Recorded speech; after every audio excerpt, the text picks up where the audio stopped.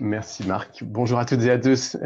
Guillaume Adam, je suis en charge du secrétariat d'Objectif Fibre et du numérique au sein de la FIEC. Nous sommes particulièrement heureux de vous accueillir cette année pour cet événement qui se tient cette fois-ci en format numérique, compte tenu du contexte sanitaire.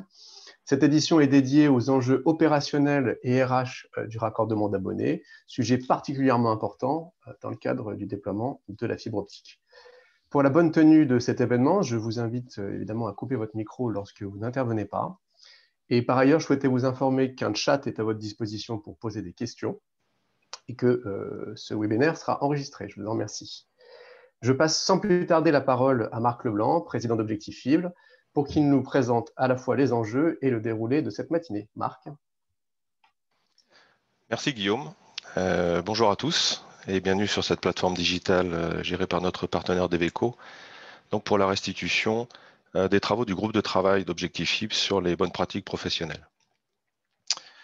Comme l'a rappelé Guillaume, circonstances sanitaires obligent, ce rendez-vous annuel se tient sous format digital, ce qui finalement tombe à propos pour présenter un guide sur les bonnes pratiques consacrées au raccordement des abonnés au réseau FTTH. À l'instant où je vous parle, nous sommes déjà 210 personnes autour de cette plateforme, donc je vous remercie de votre présence et cette forte mobilisation montre à quel point l'intérêt du sujet et les attentes de la filière sur les travaux d'Objectif Fibre en la matière sont importantes. Alors de quoi parlons-nous? 9,2 millions. 9,2 millions, c'est le nombre de locaux raccordés à la fibre au 30 septembre 2020, selon les chiffres publiés par l'ARCEP le 3 décembre dernier. Soit une progression de 2,3 millions sur les 9 premiers mois de l'année et de 3 millions sur une année glissante. Cette dynamique place la France en très bonne position au niveau européen et permet d'imaginer que la France sera dans le top 5 des pays d'ici quelques années. Cette dynamique très forte, malgré la crise du Covid-19, ou peut-être grâce aussi à la crise du Covid-19, montre à quel point, je pense, les attentes de nos concitoyens sont fortes en la matière et montre également la forte mobilisation de la filière pour réussir cette étape ultime du déploiement de la fibre sur l'ensemble du territoire. Alors, compte tenu de cette dynamique, pourquoi me direz-vous éditer un guide des bonnes pratiques sur le raccordement des abonnés maintenant? Pour plusieurs raisons à ça. D'abord, faire en sorte que cette étape finale du déploiement se fasse dans le respect strict de bonnes pratiques professionnelles, à savoir raccorder les locaux dans le respect des règles de l'art et à la satisfaction des abonnés. J'insiste beaucoup sur ce dernier point qui est crucial car, et c'est la nouveauté, on rentre dans le domaine privatif des abonnés, qu'ils soient citoyens ou entreprises, et il est vital que les équipes de déploiement et de raccordement intègrent bien les obligations liées à ces interventions dans le domaine privé. Il sera donc nécessaire que ces équipes maîtrisent non seulement le savoir-faire technique, mais également le savoir-être en présence des abonnés. Sous-estimer cette dernière dimension pourrait avoir des conséquences fâcheuses et remettre en cause la dynamique actuelle en cas d'appréhension des abonnés lors des interventions des équipes de raccordement. Respecter ces règles de bonne pratique permettra également de garder la dynamique dont j'ai parlé précédemment. Il est très important sur les années à venir et pour respecter les objectifs du gouvernement, hein, je rappelle avec les étapes 2020, 2022, mais la généralisation de la fibre en 2025, garder cette dynamique va nécessiter de respecter ces bonnes pratiques puisque nous n'avons fait aujourd'hui qu'un quart des raccordements. Enfin, dernier point très important, et ça doit rester le credo de la filière, le respect de ces bonnes pratiques et la formation des équipes seront le garant de la qualité et de la pérennité de ce réseau que nous construisons depuis maintenant 10 ans. Nous construisons un réseau pour 50 ans, pas pour les quelques mois qui viennent. Donc il est très important de bien respecter ces règles, ces bonnes pratiques professionnelles. En une phrase, les enjeux sont finalement assez simples. Hein. Raccorder bien, du premier coup, partout, réduire les taux d'échec afin de garder la dynamique actuelle. Donc l'ambition de ce guide qui vous sera présenté aujourd'hui est bien de recenser ces bonnes pratiques. Ça sera fait à travers l'étude de cas très pratiques, nous y reviendrons tout à l'heure, et enfin d'aborder les problématiques de formation des équipes de raccordement. Tous ces points seront développés dans les interventions à venir. Donc pour finir, quelques mots sur le déroulé de cette matinée. Nous commencerons d'abord par quelques mots d'introduction de Guillaume Mélier pour l'ARCEP, que je remercie pour sa participation à cet événement et à son implication dans la rédaction du guide. Je souligne que l'ARCEP a d'ailleurs préfacé ce guide. Ensuite, nous aurons la présentation proprement dite du guide par Didier Cazes, rapporteur du groupe de travail sur les bonnes pratiques professionnelles au sein de la plateforme Objectif Fibre. Je tenais à remercier particulièrement Didier cette année pour son rôle central dans la rédaction de ce guide, dans la collecte des contributions et dans la restitution de ses travaux. Je tiens aussi à remercier tous les contributeurs à ce guide. Cette année, on a atteint un niveau de contribution exceptionnel, ce qui montre bien à quel point cette problématique du raccordement d'abonnés est importante pour l'intégralité de la filière. Ensuite, nous aurons 2 tables rondes qui nous permettront de recueillir la vision des différentes parties prenantes. La première table ronde qui sera consacrée aux enjeux opérationnels et qui sera animée par Anne-Sophie Péry-Saint-Faber, déléguée générale d'Ignes. Et ensuite, une deuxième table ronde sur les enjeux en termes d'emploi et de formation qui sera animée par Adèle Dumay de la Fédération Infranum. Enfin, pour finir, nous aurons une intervention de l'Agence nationale de la cohésion des territoires, M. Zakaria Alayan, qui nous fait le plaisir de participer et qui clôturera cette matinée. Voilà. Il me reste encore une fois à vous remercier tous d'être présents. Nous sommes maintenant 270 personnes. Et encore une fois, à remercier très chaudement les intervenants aux différentes interventions de cette matinée. Voilà, je vous souhaite une bonne matinée. Je vous souhaite d'avoir réponse à toutes les questions que vous pourriez vous poser sur le raccordement des abonnés. Et évidemment, nous resterons disponibles à l'issue de cette matinée pour répondre à toutes les questions que vous pourriez avoir. Voilà, Guillaume, je te rends la main pour la poursuite de la matinée. Merci à tous. Merci beaucoup, Marc, pour avoir posé clairement les enjeux de notre matinée et d'avoir présenté l'ordre du jour également. Des remerciements, je profite également pour te remercier à titre personnel pour ton investissement constant dans les travaux de la plateforme et particulièrement dans la préparation de cet événement. Et sans plus tarder, je souhaitais donner la parole à M. Mélier, donc, qui est directeur fibre, infrastructure et territoire à l'ARCEP, qui va nous donner la vision et les actions de l'ARCEP concernant ce sujet du raccordement d'abonnés. Monsieur Mélier, vous avez la parole. Bonjour à tous.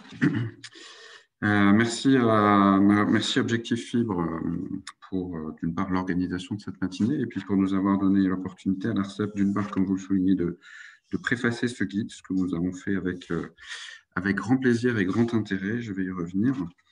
Merci à Marc Leblanc pour son introduction. Donc, nous sommes aujourd'hui réunis et j'entendais les chiffres du nombre de participants qui sont importants et je pense qu'il faut s'en réjouir.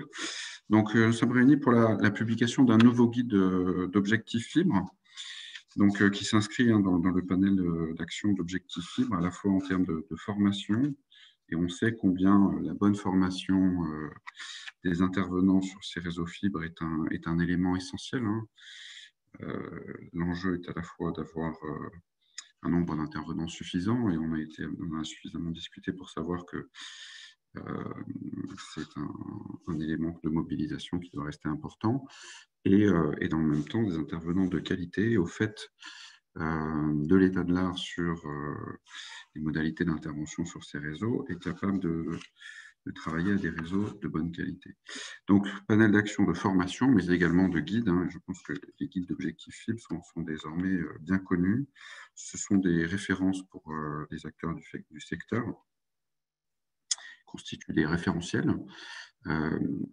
Cette double dimension à la fois de rassembler l'état de l'art, mais en même temps de le partager, de le restituer sous une forme très complète et très pratique qui, je pense, font tout l'intérêt de ces guides.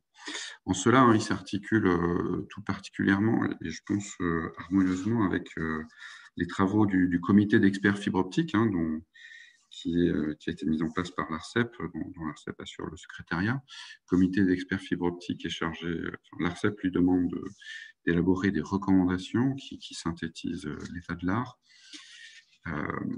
Et les guides d'Objectif Fibre sur un certain nombre de sujets, justement, on vient d'en faire une déclinaison et je pense les enrichissent de manière très utile justement par cet aspect, par ces différents aspects pédagogiques et pratiques. Donc, cette année, les équipes rassemblées dans le cadre d'Objectif Fibre ont travaillé sur un guide du raccordement. Je pense, comme le soulignait Marc Leblanc, et mes propos vont faire écho aussi sur ce sujet. La fibre avance rapidement sur le territoire français, c'est une excellente nouvelle. Hein. Ça fait un moment que collectivement nous œuvrons à justement cette phase d'accélération. Je redonnerai quelques chiffres. Hein. Plus de 22 millions de locaux aujourd'hui raccordés à la fibre. On a passé à mi-2020 la barre des 50%, nous sommes désormais à 55%. Plus d'1,4 million locaux rendus raccordables au troisième trimestre, avec, je pense qu'il faut le souligner et rendre hommage aux acteurs du secteur, une excellente tenue de ce rythme au cours de la crise sanitaire. C'est une excellente nouvelle. Hein. Je pense que la tenue des rythmes de déploiement a été un point d'attention constant dans l'ensemble de la filière au cours des derniers mois. Et ces chiffres que nous avons eu le plaisir de publier jeudi dernier sont à cet égard une excellente nouvelle. Donc des rythmes de déploiement importants, mais aussi, et c'est aussi une bonne nouvelle, des rythmes d'abonnement qui s'accélèrent. Il est essentiel pour l'équilibre économique de ces réseaux qu'ils se remplissent. Mais aussi leur remplissage signifie qu'ils répondent aux besoins des utilisateurs et qu'ils trouvent un succès de ce côté-là. Nous avons désormais plus d'un tiers des abonnés, enfin, nous sommes quasiment un tiers, pardon, des abonnés, plus de 30% des abonnés aujourd'hui sur un réseau FTTH, avec une croissance qui a été, je pense, exceptionnelle au troisième trimestre, hein, quasiment plus 1 million d'abonnés sur le troisième trimestre. Le corollaire de ça, évidemment, c'est un nombre important d'opérations de raccordement. On est sur des primo-accédants au réseau et donc ce million de nouveaux abonnés sur le réseau fibre optique, ce sont aussi un million de nouveaux raccordements à créer. Et c'est bien là tout l'enjeu, un des aspects des enjeux industriels en ce moment pour le secteur. 1 million d'abonnés sur un trimestre, hein, je faisais rapidement le calcul, ça fait de l'ordre d'environ 15 000 nouveaux raccordements par jour ouvré, ce qui est absolument considérable. Donc il était, je pense, important et bienvenu que dans ces conditions, Objectif Fibre se penche sur la production d'un guide sur le raccordement qui jusqu'ici avait été un élément peut-être un peu laissé de côté. Et l'actualité, je pense les sujets d'attention actuels sur la bonne réalisation des raccordements, et avec ce double enjeu à la fois de qualité technique, hein, d'enjeu de durabilité du réseau mis en place, mais également, et je pense comme vous le soulignez, M. Leblanc, en introduction, de bonnes relations avec l'utilisateur, qui est in fine le bénéficiaire de tout ça. Donc ce guide aujourd'hui, il vient consolider l'existant. Je pense que ce guide est plus qu'une étape. Il faut le parcourir pour se rendre compte de la somme d'informations et d'éléments très pratiques qu'il contient. Il met à disposition des sous-traitants et des plateaux de formation un référentiel commun qui est à la fois exhaustif et pratique.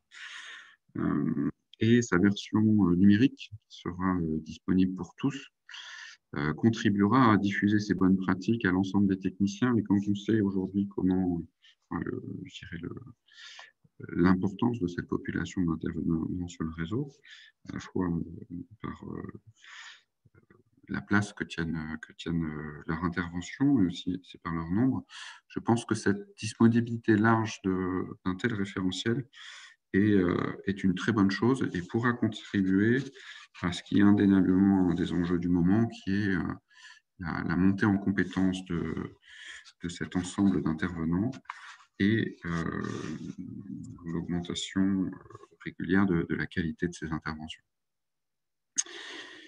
Donc un élément important, je pense, qui permet de consolider l'existant et d'amener une pierre dans cet enjeu important de la montée en compétences, et qui vient parfaitement s'articuler avec les actions de l'ARCEP. Hein, et vous savez, et j'en dirai deux mots pour terminer, que sur ce sujet, l'ARCEP mène actuellement des travaux. Nous avons mis en place l'année dernière un groupe de travail dédié à l'exploitation des réseaux FTTH. en particulier en écho à un certain nombre de préoccupations, des remontées du terrain sur la bonne qualité des interventions, sur le fait que, au niveau des points de mutualisation, également des raccordements et des points de branchement optique, des préoccupations sur la bonne tenue dans la durée des éléments mis en place et la bonne articulation des interventions. Donc, l'ARCEP continue à mener des travaux entre les opérateurs d'infrastructure et les opérateurs commerciaux sur ce sujet. Une feuille de route a été mise en place en début d'année, convenue avec l'ensemble des opérateurs, entre les opérateurs d'infrastructure et les opérateurs commerciaux, sous l'égide de l'ARCEP, agréé par l'ensemble de ces acteurs, avec un planning de mise en œuvre et notamment un jalon important en fin d'année. Compte tenu de cette feuille de route, il consiste à la fois dans des évolutions des processus et des pratiques, notamment un volet fiabilisation des informations. On sait à quel point le renseignement complet, la bonne disponibilité des informations dans les systèmes d'information sont importants pour la bonne qualité des interventions. Quand on parle de volume d'intervention dans les grandes masses que je citais précédemment, il est indispensable qu'elle se fasse de manière industrielle et les systèmes d'information sont essentiels à ça. Donc, fiabilisation des informations, meilleure gestion des cas complexes, meilleure articulation entre les intervenants, mais clarification des responsabilités, avec notamment la mise en place d'un compte-rendu d'intervention détaillé entre les intervenants et une évolution une clarification des contrats sur un certain nombre d'aspects qui est actuellement en cours. L'ARCEP, dans le même temps, est en train de préparer une consultation publique sur les raccordements. C'est un élément qui est attendu depuis quelque temps par les acteurs. On sait que il y a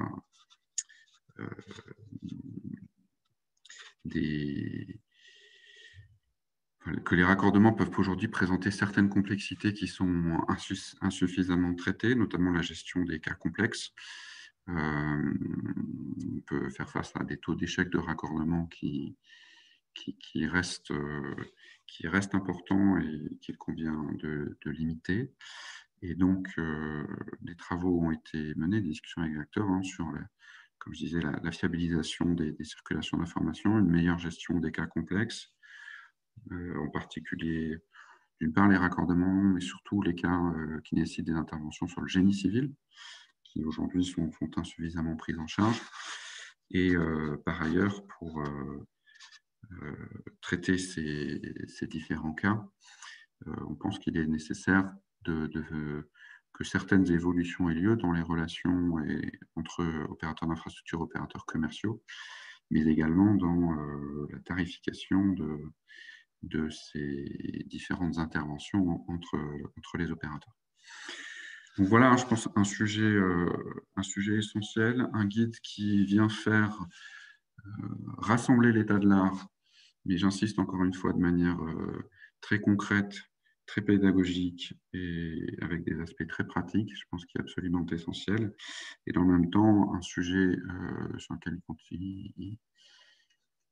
il est essentiel de continuer d'avancer. Et côté ARCEP, des travaux qui se poursuivent sur ces questions de raccordement et qui permettront de faire écho et d'avancer à ce guide.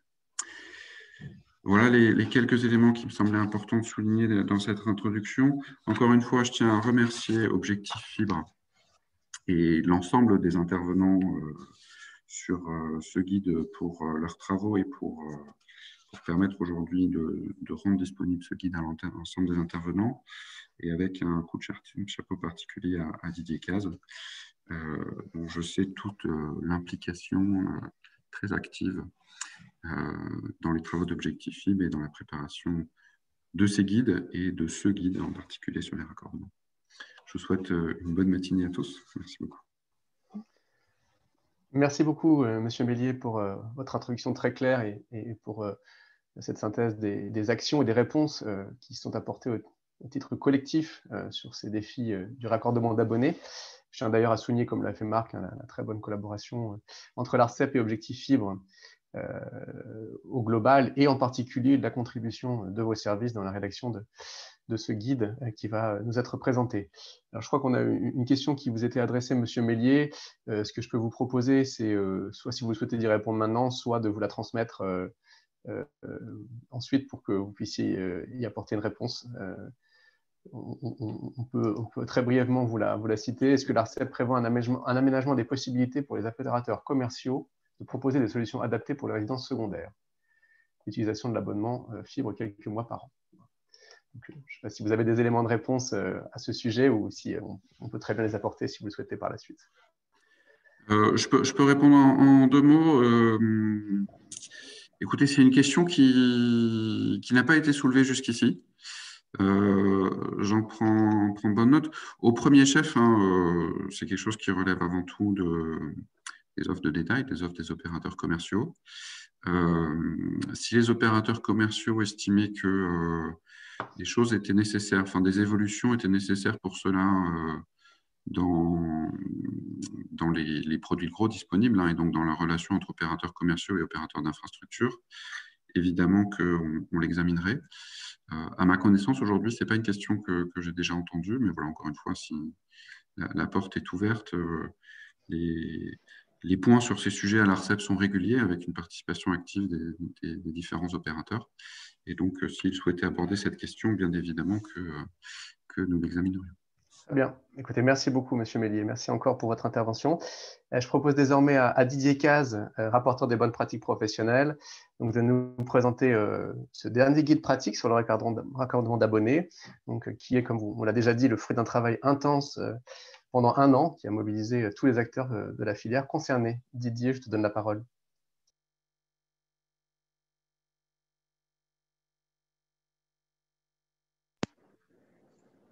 Voilà, Didier Cazes nous rejoint.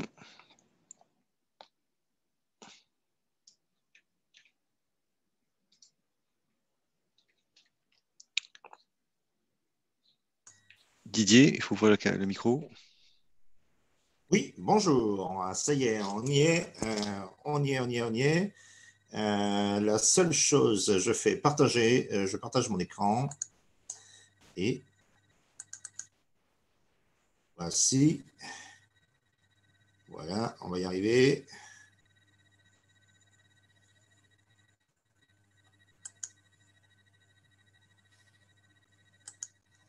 Voilà, je pense que tout le monde voit exactement ce qui se passe. Bon, écoutez, bonjour à tous et à toutes. Bon, il m'est commun de vous retrouver à peu près tous les ans, depuis déjà 10 ans, depuis 10 ans en gros, pour présenter des nouveaux guides. Habituellement, je profitais que ce soit le 3e jeudi du mois de novembre et qu'on puisse ensuite trinquer autour du Beaujolais. Cette année, c'est Saint-Nicolas. C'est Saint-Nicolas qui va vous apporter ce nouveau guide. Mais vous allez voir que dans sa hôte, il est vraiment spécial. Et année spéciale, guide spécial aussi. Alors, en entrée, on a déjà parlé un petit peu des enjeux qu'il y a autour de ce nouveau guide. Parce qu'à la question, mais pourquoi ce guide? Je ne vais pas reprendre les mêmes chiffres qui ont été déjà annoncés là tout à l'heure, puisque moi j'ai des chiffres un peu plus anciens, puisque j'ai pris ceux à fin juin seulement, 2020. Mais déjà, à fin juin, on était très loin des 21 millions de raccordables avec une cible à 41 millions, donc c'est déjà pas mal. On dépassait les 50%. Ensuite, 8 300 000 clients à fin juin toujours, qui étaient là, ce qui veut dire que quand on dit ça, ça veut dire qu'il en reste 32 millions à faire. Donc voilà, il y a encore du travail. Et en même temps, en matière d'ETP, donc de personnel dédié au déploiement, les deux confondus, c'est-à-dire aussi bien le déploiement que la D3, enfin le raccordement final, c'est 27 000 au plus haut du pic, donc 2021-2022. 2023, il devra y avoir entre 27 au plus haut 27 000 personnes sur le terrain là-dessus. C'est assez important ce que je suis en train de dire parce que si je fais un zoom sur justement la partie terminale, puisque c'est le jeu et l'enjeu aujourd'hui, c'est quand même pas moins de 10 000 personnes qui pendant 5 ans vont être dédiés à la D3. Les 5 ans, c'est ce pic que j'ai entouré, c'est-à-dire de 2020 à 2023, 2024, où il va y avoir en permanence vraiment beaucoup. D'une manière lissée, on pourrait dire que c'est à peu près 3,2 millions de gens, de personnes qui vont être raccordées par an sur les 10 prochaines années. Évidemment, ce n'est pas comme ça que ça va se passer. Il va y avoir un gros pic, là, justement, à partir de 2021, 22, 23, 24, où c'est là où on sera sur des trajectoires à peut-être 4 millions par an de raccordés. Et donc, ce qui veut dire que beaucoup de monde sur le terrain, surtout beaucoup de monde dans les parties communes ou dans les parties privatives. Alors, il faut quand même savoir, ça a déjà été dit par Guillaume là tout à l'heure, justement, à plusieurs fois, c'est que on n'est plus dans la rue, on n'est plus dans le domaine public, on rentre dans les parties intimes, on rentre dans la partie donc terminale avec des contraintes spécifiques qui, hélas, pour beaucoup ont été un peu oubliées, hein, puisque c'est il y a très très très longtemps où cela ne s'était pas fait, c'est-à-dire de rentrer sur les derniers mètres du temps du raccordement du cuivre ou du coaxial ou autre, c'est vrai, mais c'est déjà plusieurs dizaines d'années. Voilà que c'était fait. En même temps, il faut une formation aussi de ce fait, puisque c'est spécifique, une formation adaptée à ces derniers mètres. On ne se comporte pas de la même manière dans la rue que dans les parties privatives.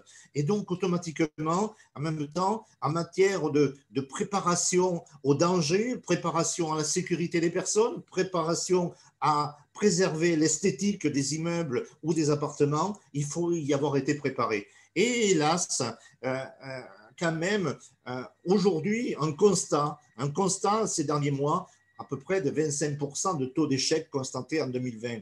25%, un quart de raccordements prévus qui ne se feront pas pour des raisons techniques ou diverses raisons de mauvaise anticipation, souvent.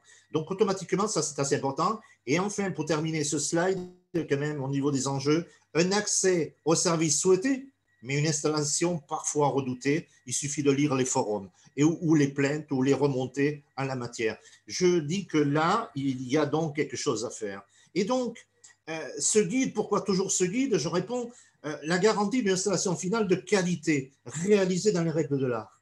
Des termes, des mots qui ont du sens, pas forcément pour tout le monde, mais au moins, je veux dire, ça reprend ses lettres de noblesse. Alors, les enjeux de ce début du XXe siècle, la fibre pour tous, pour répondre aux enjeux, à la nouvelle vague des objets connectés qui adressent tous les domaines. Et on a pu le constater aujourd'hui, principalement aujourd'hui, en 2020 notamment, quand le télétravail a explosé, quand les réseaux sociaux, évidemment, étaient le seul moyen de pouvoir garder du lien entre les personnes et tout ça en période de confinement. Donc, une volonté quand même qui est affichée. D'abord, une volonté politique. Regardez, si j'ai pris 2 phrases ou 3, seulement que ça. Cédric Co, donc secrétaire d'État chargé de la transition numérique, il dit « Le gouvernement est pleinement mobilisé pour la réussite de cet objectif majeur. » Et qui permettra en même temps de réduire la fracture numérique et d'accélérer cette transition numérique de notre économie. On le voit sur le plan du commerce, on le voit à tout niveau aujourd'hui, au quotidien, comme quoi la part forte du numérique dans nos vies. En même temps, Sébastien Soriano, président de l'ARCEP, qui rappelle la joie de l'arrivée de ce nouveau guide pour relever ce défi du marché de masse sans sacrifier la qualité. Et oui, parce qu'on est dans le monde industriel à 4 millions par an de raccordements finaux et il est clair que c'est une grosse machine, un gros marché en la matière. Mais il ne faut quand même pas oublier, ce n'est pas tout de créer la lumière, d'ouvrir cette lumière. Il faut que ça soit fait aussi dans la qualité parce qu'on travaille pour les 30, 40, 50 prochaines années. En même temps, c'est super important, c'est primordial que ça soit bien fait et que la qualité soit au rendez-vous pour une raison d'appétence. Il est clair que si la rumeur prenait le dessus sur, au contraire, les bienfaits de l'arrivée de la fibre, ce ne serait pas bon. Alors, la garantie,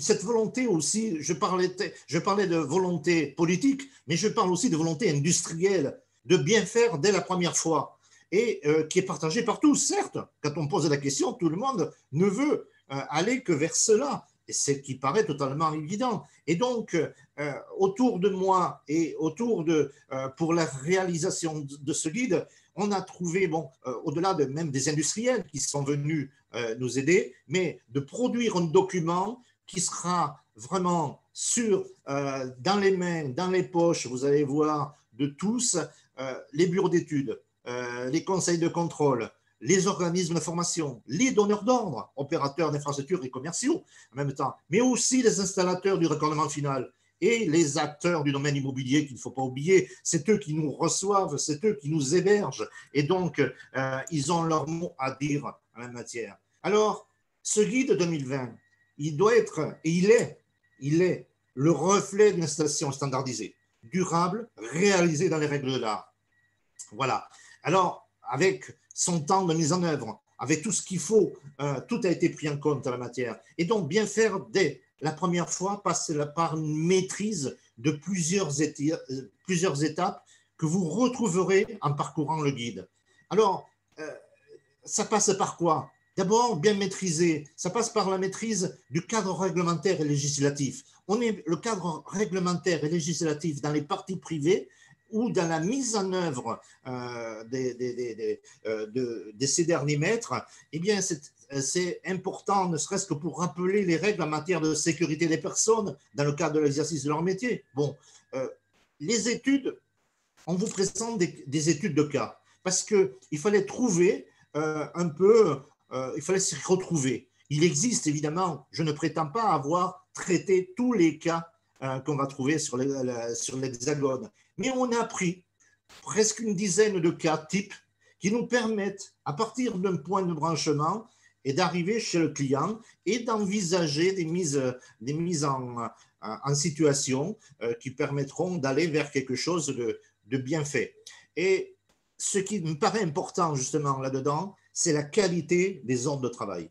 L'ordre de travail, c'est relativement important. Si dedans, il y a suffisamment d'informations, le technicien qui réalise les travaux, il sera quand même, ça devrait bien se passer. S'il part juste avec un simple post-it, ça peut être un peu plus compliqué. Après, on est donc à l'intérieur, on est dans le logement, on est dans le local professionnel. Et là, il faut remédier à tous ces échecs de raccordement. Trouver des solutions techniques bien adaptées. Et elles existent. Pour beaucoup, elles existent déjà chez les industriels. Elles sont parfois méconnues encore des installateurs, et c'est dommage. Après, il y a le côté recette de l'installation. Le prérequis, on a travaillé fortement sur les prérequis. Qu'est-ce qu'on attend du travail bien fait? Et au bout, comment ça se traduit? Et donc, non seulement il faut suivre rigoureusement les STAS, les protocoles, voilà, mais aussi le mode stock, donc qui est cette relation qu'il y a entre l'OI et l'opérateur commercial en tant que sous-traitant en même temps pour réaliser. Et là, il y a encore quelques progrès à faire pour que ça soit plus lissé. Ensuite, il y a la formation. Être préparé à travailler pour ces 10 derniers mètres, ces 15 derniers mètres, ces 20 derniers mètres. Il faut être formé à cela. Je veux dire que j'entends trop souvent des gens dire « Ouais, ça fait 15 ans que je fais de la pause, vous n'allez pas me dire qu'est-ce que je dois faire. » Rentrer chez quelqu'un, passer derrière le vase de Chine, faire quelque chose de discret, de propre, avec les bons outils, les bons matériels. Oui, il faut quand même, il faut y avoir été préparé. Et donc, je rappelle que Objectif Fibre en référence des centres de formation, et aujourd'hui, c'est plus de 46 centres qui, à travers l'Hexagone, ont été référencés et apportent des réponses à tout ça.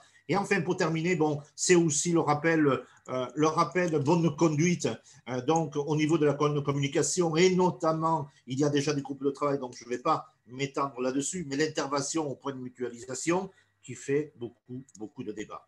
Alors, le guide de cette année, ce qui est important, il se veut être interactif. Année spéciale, guide spécial, mais en même temps, au plus près, le mieux adapté à notre vie du quotidien. Et donc, cette année, on va vous offrir 2 modes de lecture didacticiels spécifiques à une utilisation, mais qui se voudra être simplifiée. Elle ne répond pas à tout, mais bon, elle répond quand même à beaucoup de choses dans le quotidien de nous tous, et notamment de nos techniciens. Alors, d'abord, une édition que je dirais passive, parce que c'est le fameux guide imprimé, voilà, que vous pouvez télécharger dès aujourd'hui, dès tout à l'heure. Vous allez pouvoir le télécharger sur le site d'Objectif Fibre et l'avoir en dessin. Et ensuite, on a voulu aller plus loin dans la démarche parce que c'est évident que ces guides-là, imprimés, ils ne se pourront pas être dans toutes les petites camionnettes de tous nos techniciens qui vont chez nos clients. Et donc, automatiquement, il fallait quelque chose d'interactif, de numérique, d'accessible, de disponible dans la poche de tout un chacun. Et pour cela, donc, nous avons créé, il n'est pas totalement terminé, donc voilà, il ne sera disponible qu'à partir de février, mars prochain. Là-dessus, on est en train de le terminer. Vous irez sur le site d'Objectif Fibre, vous irez à un endroit où vous cliquerez dessus, je me connecte au guide 2020, et vous allez le voir donc sur votre smartphone, sur votre tablette ou sur votre ordinateur, évidemment. Et donc, je vous propose non pas de parcourir le guide imprimé, que vous pouvez disposer aujourd'hui, mais simplement le futur guide interactif qui est déjà bien avancé et qui sera disponible très prochainement là-dessus. Et donc, on va faire une démonstration, on va se connecter là-dessus. Et quand vous serez connecté, vous arriverez sur cette grande page que vous voyez là, là-dessus, sur laquelle, vous voyez, il y a énormément de choses, beaucoup d'informations, et vous allez vous promener à l'intérieur. Vous allez vous y promener dedans, et tout simplement parce qu'il rappelle quoi? Vous allez y trouver un rappel des fondamentaux. C'est-à-dire d'abord, bien faire dès le début, et puis le respect du cadre réglementaire et sécuritaire. Ça, vous allez l'avoir bien en visibilité dès le départ. C'est-à-dire tout le temps, on va vous rappeler ces règles-là. On va vous rappeler qu'il faut faire très bien tout de suite.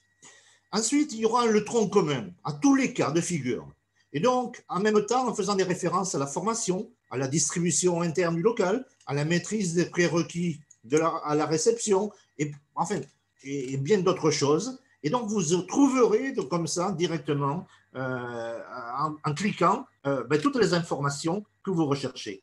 Et enfin, un effet couteau de Suisse que j'appelle, pourquoi? Parce que ça vous permet de naviguer d'une manière beaucoup plus agile dans le document imprimé, mais d'une manière donc très numérique et interactive. C'est-à-dire qu'à chaque cas de figure, j'ai un raccordement client à faire à partir d'un PB qui est posé sur un poteau, je clique dessus et ça va me raconter toute l'histoire du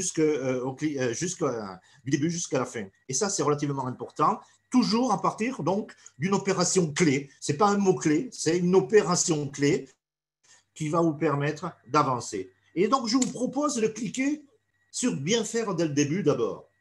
Et donc, là tout de suite, vous retrouvez comme ceci sur on vous rappelle entre ce qui est bien et ce qui n'est pas bien. C'est-à-dire que si j'étais tenté à mettre des câbles un peu partout sans les accrocher, il y a une grosse croix rouge qui me dit c'est pas bien ça. Hein. Reviens plutôt à la phase plutôt verte à gauche. Y compris, je vais percer, attention, le percement au bon endroit, de la même manière, avec le bon matériel, afin d'éviter des éclats et avoir un beau percement, un beau passage de câble là-dessus. Par exemple, quand je vais aller dans le local, je vais cliquer sur la distribution interne du local. Et bien là, ça me présente tous les cas de figure pour mettre une installation bien adaptée entre la box et puis ensuite le principe du Wi-Fi, l'exploitation du Wi-Fi, tout ça, et les différents emplacements des prises. Donc ça, c'est relativement important de voir aussi. Et alors, une fois que j'ai fait ça, je peux toujours me poser la question, mais comment je termine? Et on parle de ce fameux compteur rendu, hein, qui est là, ça existe ou n'existe pas toujours, bien là-dessus, mais quels sont les prérequis à une réception de travaux? Et donc là, ça explique bien les endroits où j'interviens, donc les deux interventions, et puis en même temps, l'endroit où je dois faire des mesures, et aussi bien au PM, au PB, comment dirais-je, à la PTO. Et j'en arrive donc pour terminer mon explication, puisque mon temps de parole va m'être terminé, je dirais, je vais vous présenter un cas type. Je me retrouve donc à faire un branchement en aérien à partir d'un PBO sur poteau. Et là, donc, voilà, je me présente le cas de figure et on va me dire, ça me rappelle tout de suite, vous voyez très bien affiché, le cadre réglementaire et sécuritaire. Ça m'est rappelé immédiatement. Et puis donc, en même temps, vous voyez, ça me présente le cas de figure, mais ça me rappelle, en gros à gauche, il est écrit, la réalisation de ce type de raccordement nécessite l'utilisation d'une nacelle. Vous voyez, ça c'est assez important. À chaque fois, on va me rappeler un certain nombre de choses. Pareil, en même temps, je fais une accroche, mais on me rappelle quelque part, pour éviter la pénétration de l'eau dans l'habitation, le câble sera fixé de manière à obtenir une forme en goutte d'eau. Vous voyez, chaque fois, on va rappeler les bonnes mises, y compris le type de matériel que j'ai à ma disposition, que je dois avoir à ma disposition dans la camionnette quand je vais partir faire mon repas. Et en même temps, je vais plus loin. On me rappelle les prérequis au raccordement client, donc final. Et là, on me fait quelque chose sur la définition de l'OT, de l'ordre de travail cible. Là, je dirais que tous ensemble, nous avons dit l'ordre de travail cible devrait être celui-ci et pas un post-it. Ça devrait être quelque chose de très complet qui permet justement d'avancer et de donner les bonnes informations aux techniciens. Ça, c'est relativement important. Et après, je peux me retrouver dans des cas atypiques, complexes, qui auraient pu donner lieu à un chaos, donc à un échec. Et là, on rappelle aussi que, suivant les cas de figure, il existe des matériels appropriés justement pour contourner. Et ça, c'est assez important. Par exemple, le fourreau d'adduction est déjà encombré par d'autres câbles. Mais comment je fais? Comment je m'y prends? Eh bien, je rappelle qu'il existe des solutions techniques en la matière, notamment des câbles poussables. Et voilà, donc tout le monde ne le sait pas, mais ça existe. Alors évidemment, tout le monde n'a pas ça dans sa camionnette quand il arrive chez le client. Ce qui veut dire que ça nécessite une préparation au préalable, une anticipation de disposer du bon matériel au bon moment. Voilà. Alors, je termine là-dessus. Donc, dès aujourd'hui, vous l'avez compris, je vous donne rendez-vous sur le site d'Objectif Fibre pour télécharger. Donc, premier clic, vous accédez à la barre supérieure où il y a donc les guides, accédez aux guides. Deuxième clic, vous allez en bas. Aujourd'hui, en bas, vous avez téléchargé le guide. Je veux que le site aujourd'hui, il explose. Je veux qu'aujourd'hui, il y ait 400, 500, 600 téléchargements qui se fassent. Tout le monde devrait disposer maintenant, pouvoir disposer de ce guide donc en mode PDF dans un premier temps. Puisque la partie supérieure, vous voyez, c'est là où il y aura le fameux bouton pour avoir la connexion directe interconnectable. Voilà. Donc, je vous remercie tous. Je remercie tous ceux qui ont participé ardemment à la réalisation de ce guide d'une manière justement totalement, il ressemble totalement à la manière dont nous l'avons réalisé. Sur l'ensemble de l'année, nous n'avons fait qu'une réunion physique et nous avons fait des dizaines et des dizaines de réunions donc digitales, donc toutes par visio ou autrement. Et nous avons conçu ce guide, ce magnifique guide. Ce qui veut dire que c'est possible de travailler de manière numérique aussi, et du moins, pas pour tout, mais au moins là, on a prouvé qu'on était capable de le faire.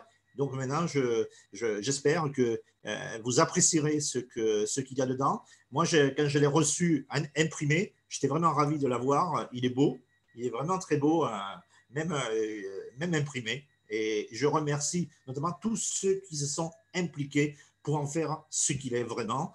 Et je remercie donc aussi bien l'État, enfin le côté gouvernement, que le côté ARCEP, pour justement leur implication sur ce dossier-là, qui, je vous le rappelle, il reste 32 millions d'abonnés à créer. Merci. Merci beaucoup Didier pour ta présentation à la fois complète, concise, interactive du guide pratique. Merci aussi pour ton engagement dans la conduite de ces travaux qui sont toujours très denses et très riches au cours de l'année.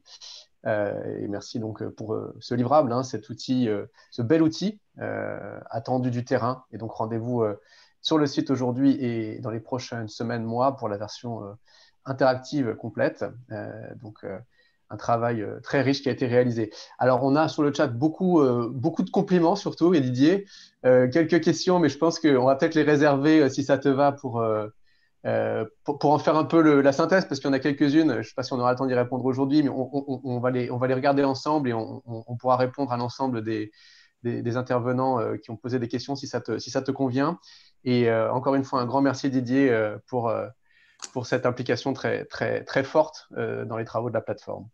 Ce que je voulais vous proposer, c'est de passer à la table ronde qui va nous permettre finalement de débattre déjà des bénéfices de ce guide et de donner sans plus tarder donc, la parole à Anne-Sophie Péry-Saint-Faber, qui est déléguée générale d'Ignes et qui va animer la table ronde qui est dédiée à ces enjeux opérationnels. Anne-Sophie, je te passe la scène. Oui, bonjour à tous. Effectivement, donc une première table ronde pour compléter ces introductions et cette présentation effectivement du guide que nous attendions tous pour que nous avions tous mis dans notre liste au Père Noël. Donc le Père Noël est déjà passé, c'est une bonne nouvelle.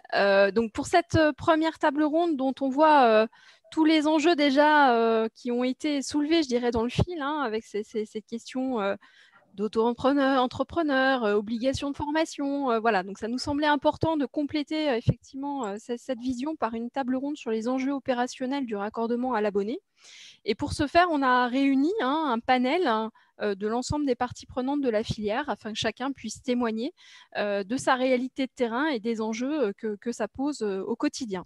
Alors, pour faire ce tour des parties prenantes, on a autour de la table donc un propriétaire bailleur avec monsieur Nicolas Blanchard, hein, qui est au pôle ingénierie maintenance de CDC Habitat, hein, qui est le premier bailleur de France, rappelons-le, un opérateur avec Jean-Philippe Casanova, un installateur, enfin 2 installateurs avec Pascal Brélivet et Bilias Gring, et puis également, pour compléter cette boucle des parties prenantes, des industriels avec une représentante des câbliers avec Marie-Thérèse Blanot et Christophe Prévost pour tout ce qui va être appareillage. Alors, on va commencer cette table ronde peut-être par le témoignage de Nicolas Blanchard, notre propriétaire. Pour vous, concrètement, quels sont ces enjeux opérationnels pour réussir cette étape finale du raccordement du réseau FTTH ? Bien, merci. Bonjour à toutes et tous. Eh bien, effectivement, qu'est-ce que représente le raccordement final pour un propriétaire immobilier et bailleur social de premier rang comme CDC Habitat? C'est à la fois un enjeu commun avec les opérateurs, mais aussi une problématique sur laquelle je reviendrai. L'enjeu commun avec les opérateurs dans le sens où il s'agit de faire pour nous du taux de conversion une véritable vision commune de l'exhaustivité des raccordements clients. Parce que c'est d'abord, et ça l'a été rappelé ce matin, un prérequis dans l'évolution de l'organisation du travail. La multiplication des usages au sein des foyers qui est en forte augmentation et en particulièrement remarqué cette année particulière. Et c'est enfin pour nous une référence sur laquelle nous voulons nous appuyer dans les infrastructures Smart Building pour développer l'habitat connecté. Pour ce qui est de la problématique, ça a été aussi évoqué ce matin, c'est une problématique dans le cadre de l'encadrement des raccordements clients.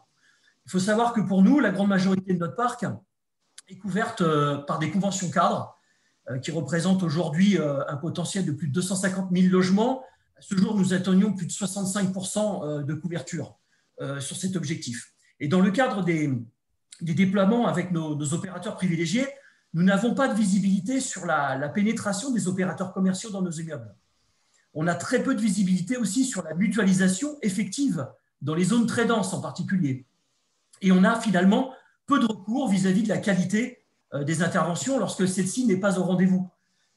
Et malgré un référentiel que nous avons établi avec les opérateurs d'immeubles. Donc, il faut imaginer qu'au-delà de la recette des réseaux, qui normalement est faite, ces travaux sont rarement réceptionnés. Et à ce jour, 25 à 30% des interventions remontent avec des plaintes. Il s'agit de problématiques de percement dans les parties communes, des défauts de raccordement, des dégradations, je dirais, d'embellissement dans les parties communes, et puis des problématiques de câbles apparents. C'est ce que l'on rencontre effectivement, je dirais, dans un certain nombre de cas. Donc des enjeux effectivement constatés sur le terrain sur lesquels il nous faut progresser. La parole aux installateurs, je pense que c'est important aussi d'avoir votre vécu sur ce terrain. Qu'est-ce qui se passe pour vous tous les jours et ce que vous faites sur ces sujets. On va peut-être commencer donc par Pascal Brelivet. Il faut activer votre micro, monsieur Brelivet.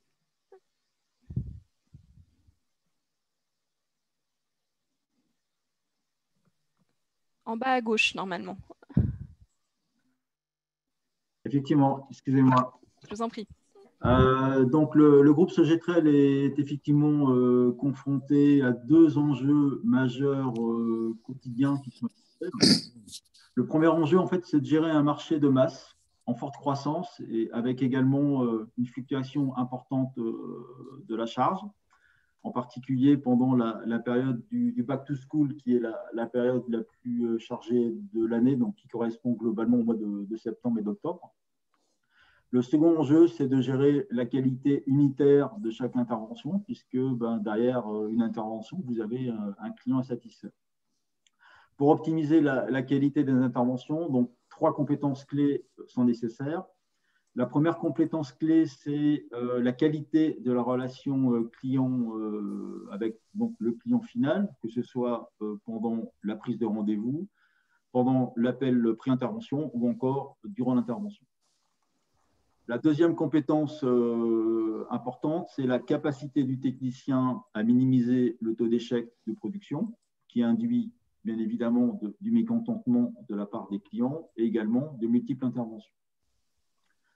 Parmi les principales causes d'échec, nous pouvons citer l'absence de lumière au niveau du point de branchement. Nous pouvons citer les travaux clients en domaine privatif, ou encore le fourreau bouché qui nécessite des réparations du génie civil. Au-delà de minimiser le taux d'échec, il est important également de qualifier l'échec en question afin de pouvoir mener des plans d'action ciblés dans le cadre du garder en main. La troisième compétence clé, et qui est effectivement essentielle, c'est la qualité technique de l'intervention sur 2 aspects. Donc, le premier aspect concerne la qualité des prestations réalisées chez le client.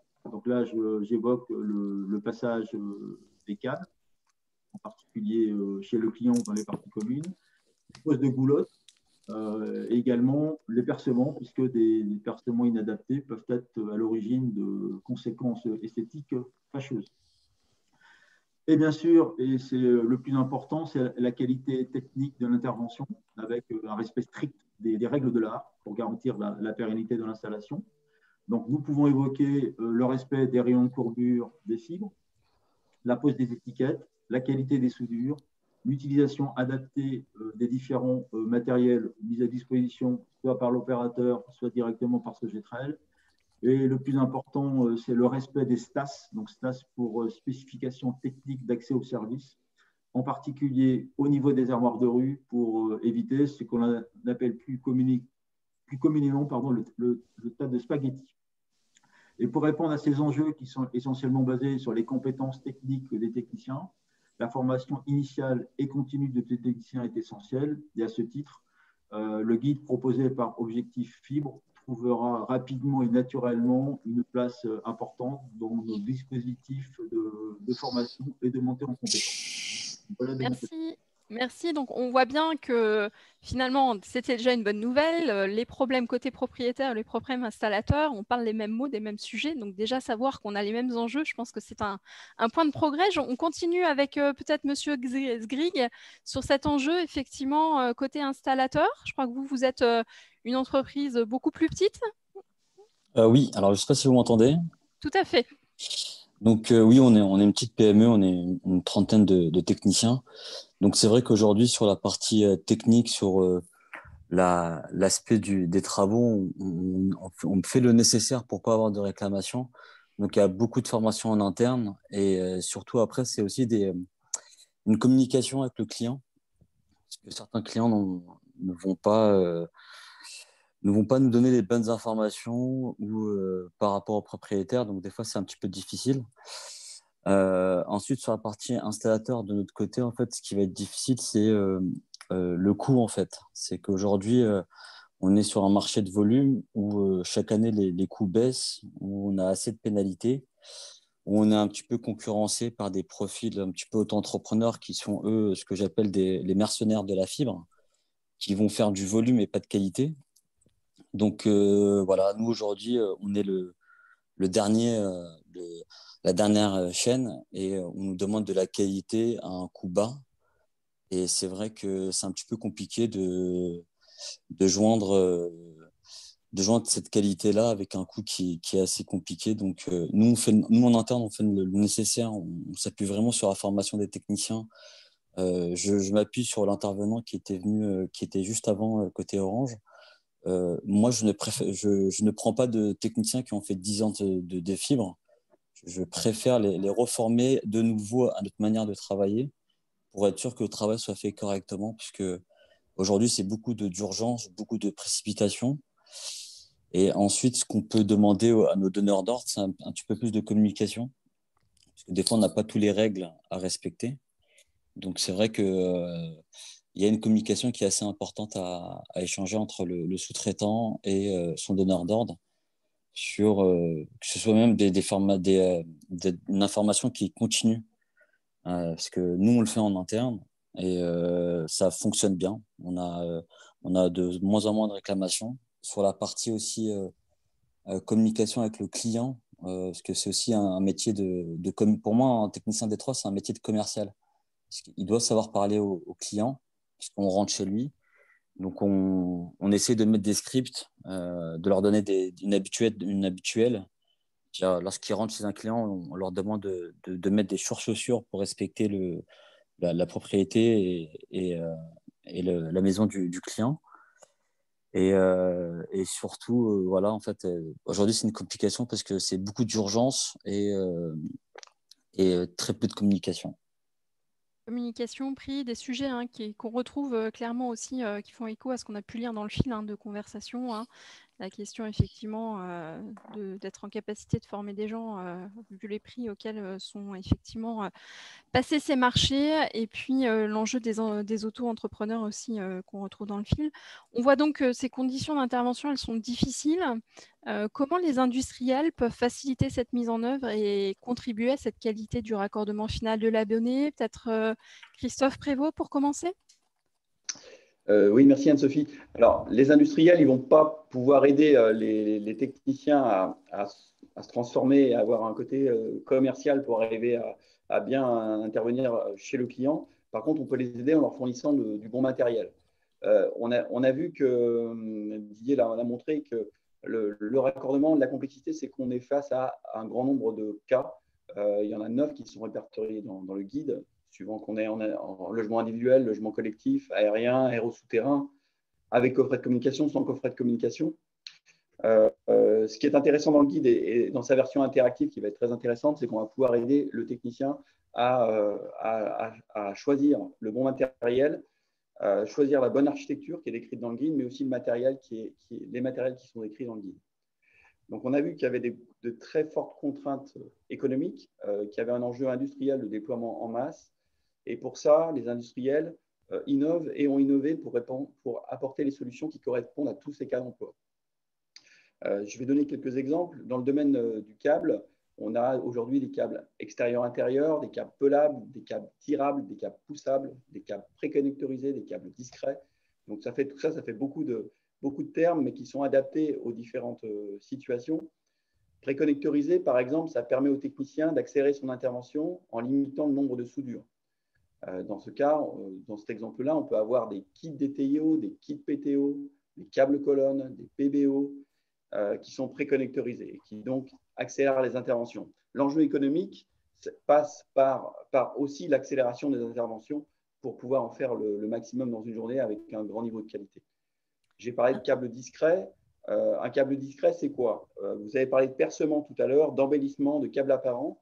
Eh bien, lorsqu'on est obligé de laisser un câble en apparent, l'idée, c'est d'avoir un câble qui soit le plus petit possible.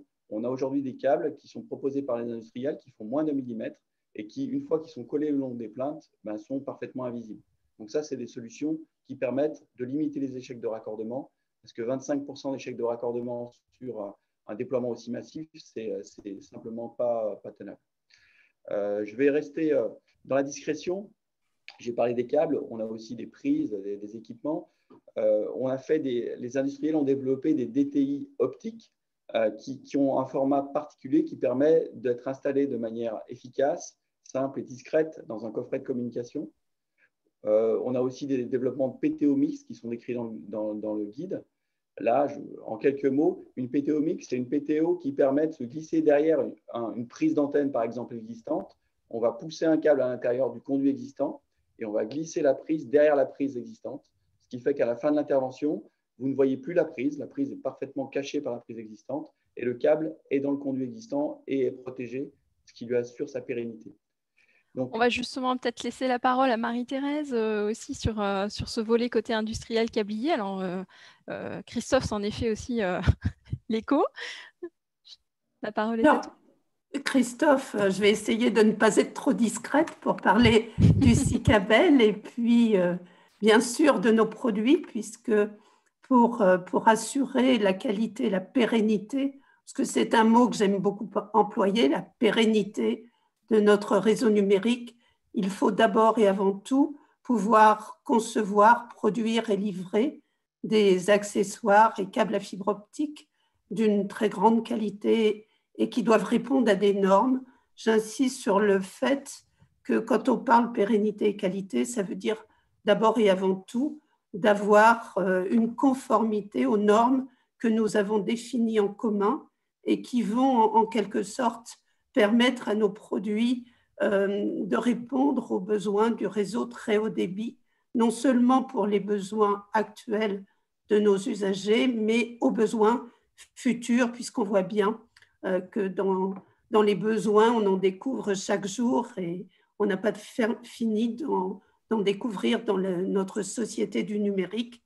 Donc, ce qui est important quand même, alors à l'ère de la souveraineté numérique, c'est quand même de dire qu'on représente des industriels français qui sont, bien sûr, pour certaines grandes entreprises, champions européens, à la fois dans la conception, la fabrication de fibres et de câbles à fibre optique, mais on a également des très belles ETI et puis des toutes petites PME qui tous ensemble vont respecter les mêmes standards.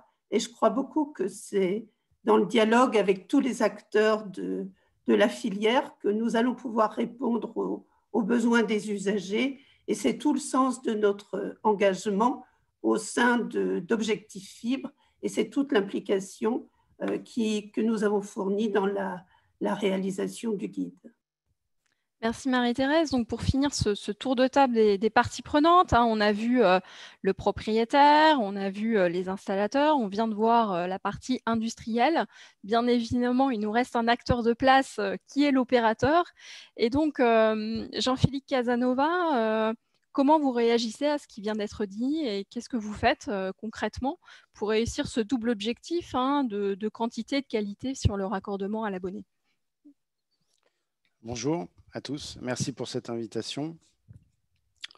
Donc, fiabiliser le raccordement final des abonnés, c'est une préoccupation constante et importante, à la fois pour les opérateurs commerciaux, mais aussi les opérateurs d'infrastructure.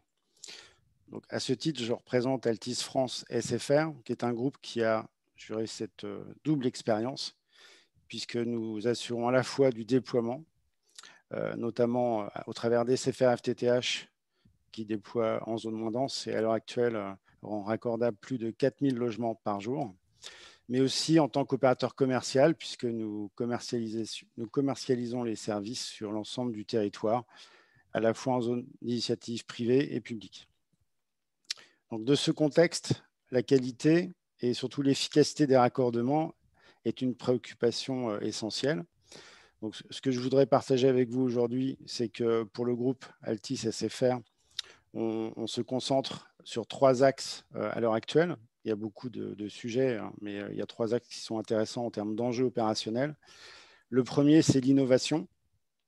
Notre groupe a conçu, développé avec les industriels et désormais déploie sur le terrain ce qu'on appelle le PM de nouvelle génération. Donc, c'est l'armoire de rue, le point technique, qui aujourd'hui est le lieu de l'accès à la fibre et qui est nécessaire aussi pour mettre en continuité le réseau de l'opérateur commercial avec l'abonné. Donc, c'est lié au raccordement. C'est aussi lié à ce qu'on appelle le churn, c'est-à-dire lorsque une prise est déjà installée dans le logement, mais que l'abonné change d'opérateur, il y a bien sûr une manipulation au niveau de cette armoire qu'on appelle le brassage. Donc, cette nouvelle génération d'équipements va permettre de fluidifier, rendre beaucoup plus efficace ce brassage, permettre aussi à l'intervenant d'être beaucoup plus autonome, que ce soit en premier raccordement ou en réaffectation de la ligne. Donc ça, c'est un point très important. Au-delà de ce sujet matériel et processus, j'ajoute que notre groupe a mis en place depuis le printemps un plan d'action anti-malfaçon. Donc, de quoi s'agit-il? Il s'agit d'intensifier le contrôle de la qualité des interventions par tous les opérateurs commerciaux, donc tous les intervenants. Et nous avons commencé à engager ce programme en nous concentrant sur une vingtaine de communes. Ça représente depuis le mois de mai plus de 2800 audits qui ont été faits sur le terrain sur ces communes-là, avec aussi une surveillance quotidienne de certains équipements et notamment de certaines armoires de rue. Pourquoi? Parce qu'elles avaient été outragées, soit par des intervenants, soit par des dégradations et aussi du vandalisme. Et donc, nous avons remis en état ces installations et nous faisons désormais une surveillance quotidienne. Le but étant de détecter le plus tôt possible les malfaçons et, le cas échéant, de mettre en cause les opérateurs concernés, les intervenants concernés, pour qu'il y ait une remise en état rapide dans l'intérêt des abonnés, mais aussi dans l'intérêt, je dirais, collectif des opérateurs qui mutualisent ce réseau. Donc ça, c'est un plan d'action qui va s'intensifier et progressivement, géographiquement, eh bien, se développer. Enfin, un troisième sujet, et, si vous permettez, concernant le raccordement aérien. On l'a vu tout à l'heure sur un des slides de Didier Cazes, le raccordement aérien est de plus en plus important puisque les déploiements vont de plus en plus en zone rurale. Eh bien, tous les opérateurs à l'heure actuelle attendent une amélioration, je dirais un assouplissement des modalités d'utilisation des appuis communs d'électricité. De quoi est-ce que je parle? Je parle de l'allègement des règles techniques qui sont nécessaires pour utiliser certains appuis électriques qui sont en aval des boîtiers, c'est-à-dire en aval des PBO. Et nous espérons à ce titre une amélioration début 2021 avec le concours d'Enedis, bien sûr, et le soutien de l'Agence nationale de cohésion des territoires. Donc ça, c'est un vrai sujet sur lequel tous les opérateurs travaillent avec le concours de la Fédération Infranum. Merci. Le temps avançant, je vous propose pour finir cette séquence que chacun d'entre vous me dise en une phrase, et pas plus, ce que ce nouveau guide Objectif Fibre va être, en quoi il va être une avancée pour ce raccordement à l'abonné, et la parole peut-être à Nicolas Blanchard. Activez vos micros. Hein. Oui, merci. Donc, moi, je reviendrai simplement effectivement sur le sujet de l'encadrement qui était très attendu jusqu'à aujourd'hui, puisque ce sont effectivement des raccordements finaux qui sont rarement réceptionnés, je le disais tout à l'heure, et ça me semble effectivement ce guide être un outil d'encadrement très fort. Merci, on continue avec Pascal Brelivet. Clairement, ce guide, pour nous, ce sont des règles communes, autrement dit, des règles qui ne sont pas propres à chaque opérateur infrastructure ou opérateur commercial. C'est donc clairement une source de simplification pour nous et une cause potentielle de non-conformité en moins. Merci. Jean-Philippe Casanova. Pour nous, ce guide a une véritable valeur ajoutée. Il agrège des informations qui aujourd'hui sont dispersées dans différentes sources documentaires. Il permet de synthétiser les règles techniques, mais aussi les normes et la réglementation en vigueur. Donc, je pense que c'est un document de référence très utile pour les apprentis, mais aussi les techniciens qui interviennent à l'heure actuelle. Et comme c'est le fruit d'un travail collégial avec plusieurs fédérations, dont la FFT, le CERS, ça devrait faciliter la prise en compte par les centres de formation. Marie-Thérèse ? Moi, je pense que ce guide, il va permettre la bonne mise en œuvre des produits tout au long de la chaîne, parce qu'on sait que la qualité, eh bien, ça veut dire pas de maillon faible. Et je pense réellement qu'on doit la promesse à l'abonné, et le guide est là pour réussir cette promesse. Christophe ? Alors, la chaîne, justement, elle se termine à l'intérieur du logement. Et ce guide traite de la distribution interne du local. Dans ce cas, si on est dans un logement récent, on va pouvoir utiliser un coffret de communication qui est déjà installé et qui va permettre de disposer d'un très haut débit effectif dans chacune des pièces du logement. Et qui est l'enjeu final du déploiement FTTH, c'est bien de permettre des usages du très haut débit dans chacune des pièces du logement. Monsieur Sgrig, pour finir ? Pour nous, le guide, il est assez important. Comme ça, on aura une petite bible à donner aux techniciens et on aura une référence. Et on est preneur. Ce type d'action, on les attend parce qu'au moins, on a un support sur lequel se baser. Merci à tous. Donc, timing tenu, on doit pouvoir prendre une question, Guillaume, si tu le souhaites, du chat. Oui, bien sûr, avec plaisir. Merci Anne-Sophie, merci à l'ensemble intervenants. Effectivement, je ne sais pas si tu as pu identifier peut-être sur le chat un thème qui te paraissait être le plus… Il y a un thème, je pense qu'il y a beaucoup de choses qui vont venir nourrir la consultation publique qui nous a été annoncée par l'ARCEP en introduction. Je pense qu'il y a déjà pas mal d'idées qui ont circulé au cours des sujets, avec notamment l'obligation de formation peut-être sur un certain nombre de sujets, la question du prix, bien évidemment aussi de ces prestations.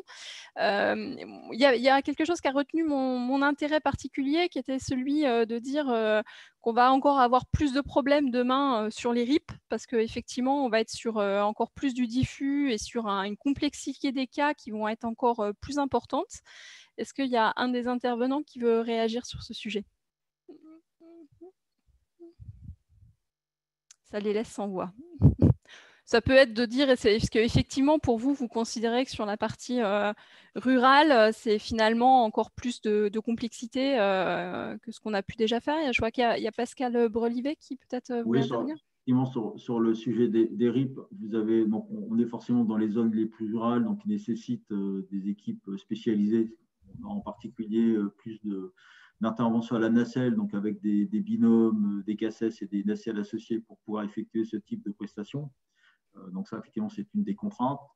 Par contre, effectivement, l'aérien, c'est également une des typologies d'activités où nous avons le moins d'échecs. Il y a moins d'échecs typiquement que, par exemple, en souterrain, vous avez, par exemple, le sujet des fourreaux encombrés ou bouchés.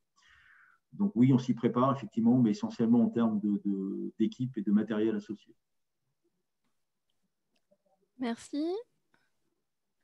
Mais écoutez, je pense qu'on va pouvoir laisser la parole. Alors bien évidemment, dans le chat, on retrouve aussi tout l'enjeu de la formation, l'enjeu de faire savoir aussi les financements disponibles pour ces formations, fléchés vers les centres de formation, mais je crois que c'est le thème de la table ronde numéro 2. Merci beaucoup Anne-Sophie pour l'animation de la table ronde.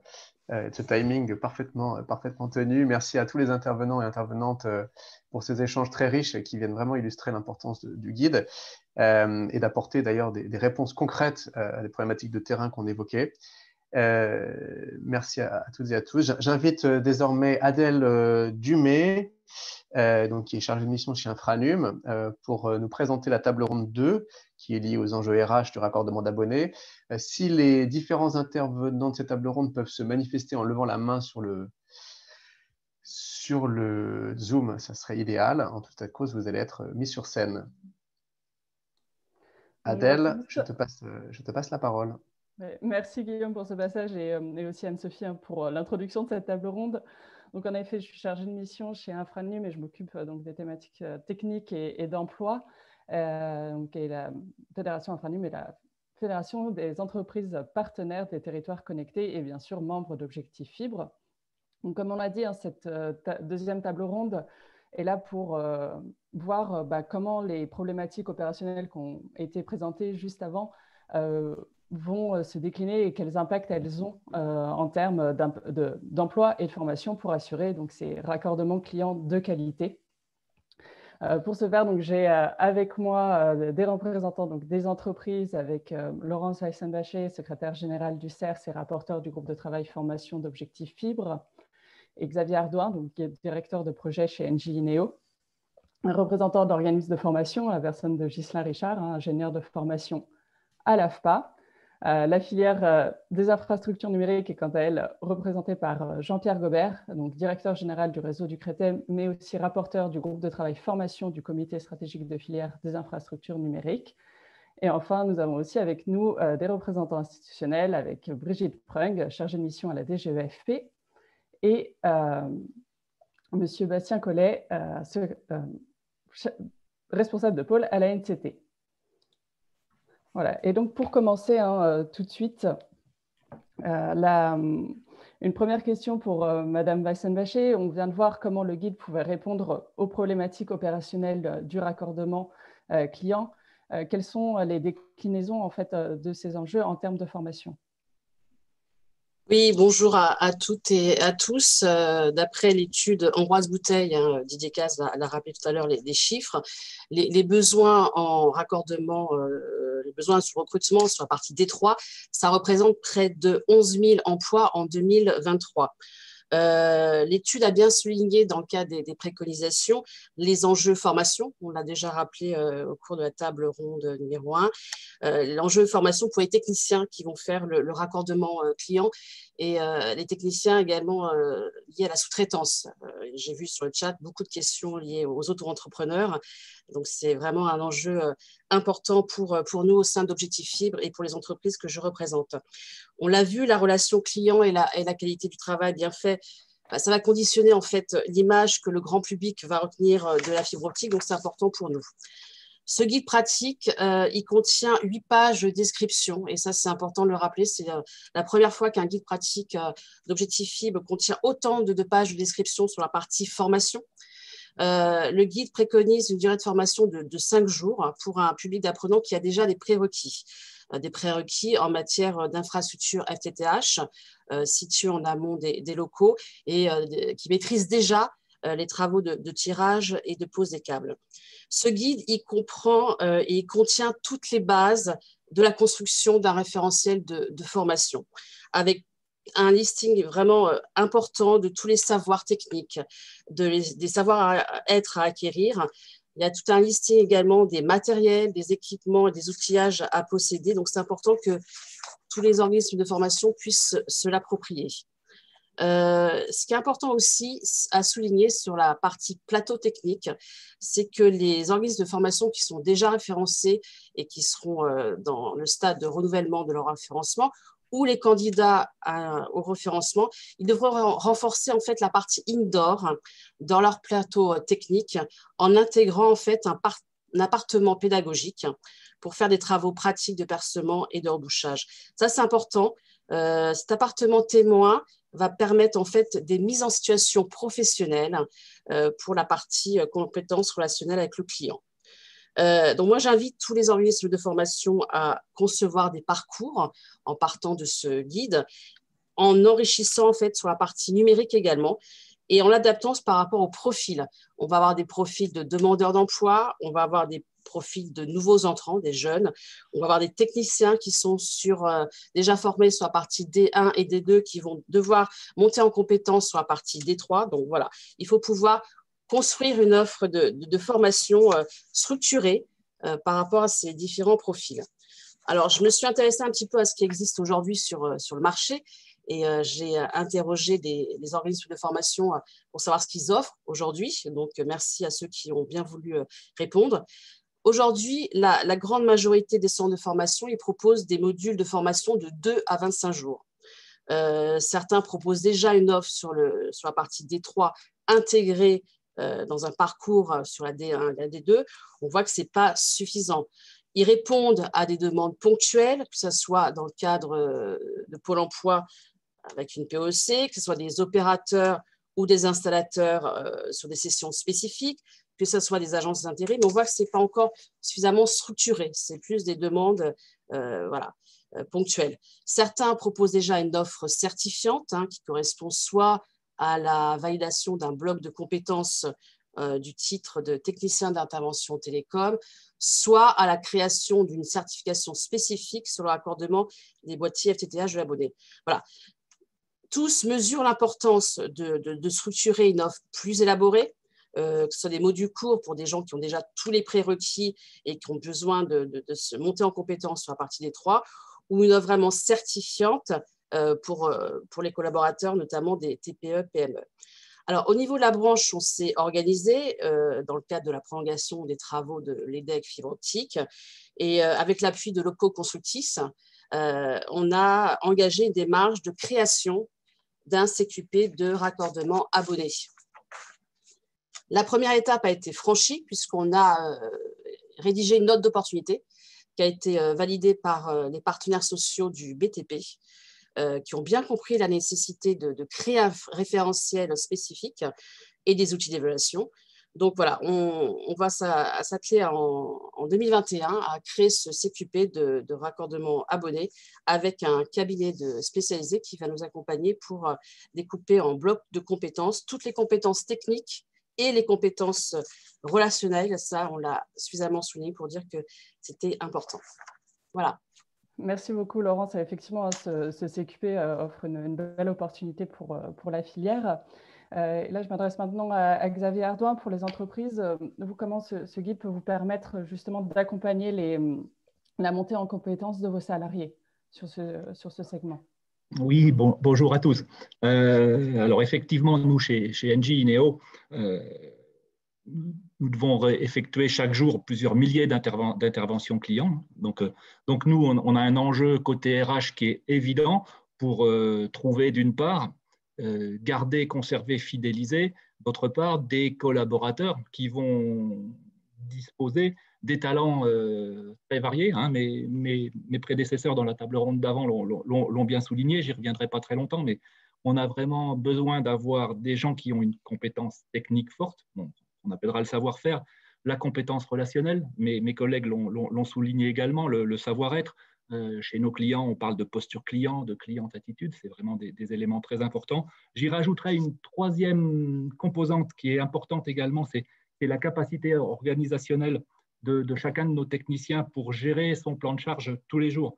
Donc, pour respecter les rendez-vous malgré les aléas, les conduites bouchées, les clients qui ne sont pas là, les embouteillages, il y a vraiment besoin d'une compétence importante aussi dans cette auto-organisation de chaque technicien et également d'une appétence pour ce métier qui est quand même très, très, très particulier. Donc après, bon, pour atteindre ces objectifs, ces enjeux, ces recrutements et ces suivis. Donc, pour les nouveaux entrants, il n'y a pas de miracle. On fait appel aux différents organismes de formation, comme ceux qui sont avec nous aujourd'hui. Donc, plutôt sur des modules longs et en alternance. Par contre, nous assurons plutôt en interne. Essentiellement, c'est en interne qu'on assure les mises à niveau et le suivi des compétences des techniciens en place.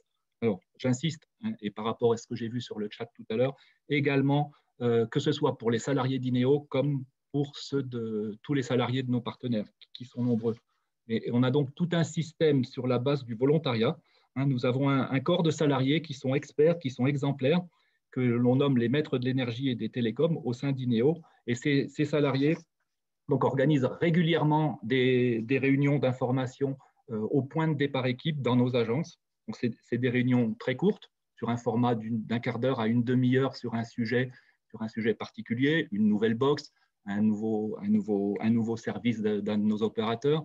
Ces maîtres de l'énergie des télécoms accompagnent également sur le terrain ou sur les points écoles qu'on a construits dans nos agences, nos techniciens qu'on a identifiés en difficulté.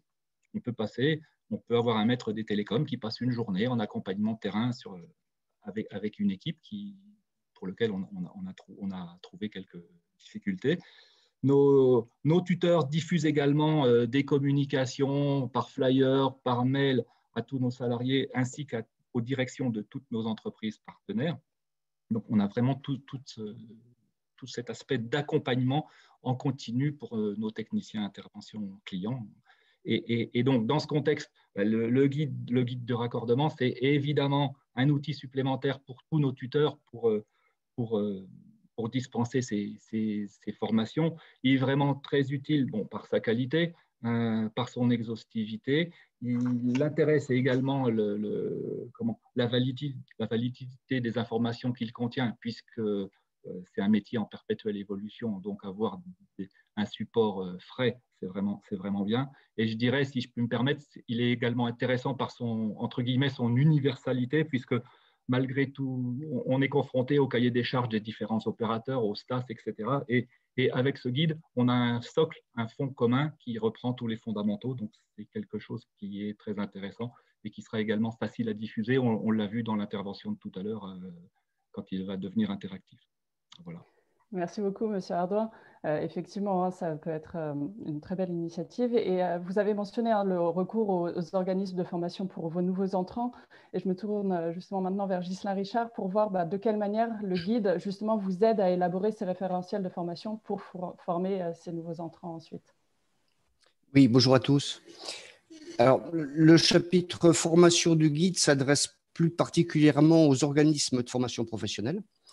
Ce chapitre, comme l'ensemble du guide, se veut pratique et opérationnel. Son objectif est d'aider les organismes de formation à concevoir des parcours de formation pleinement en adéquation avec les besoins et les attentes des entreprises exprimés par les experts métiers lors de la conception du guide.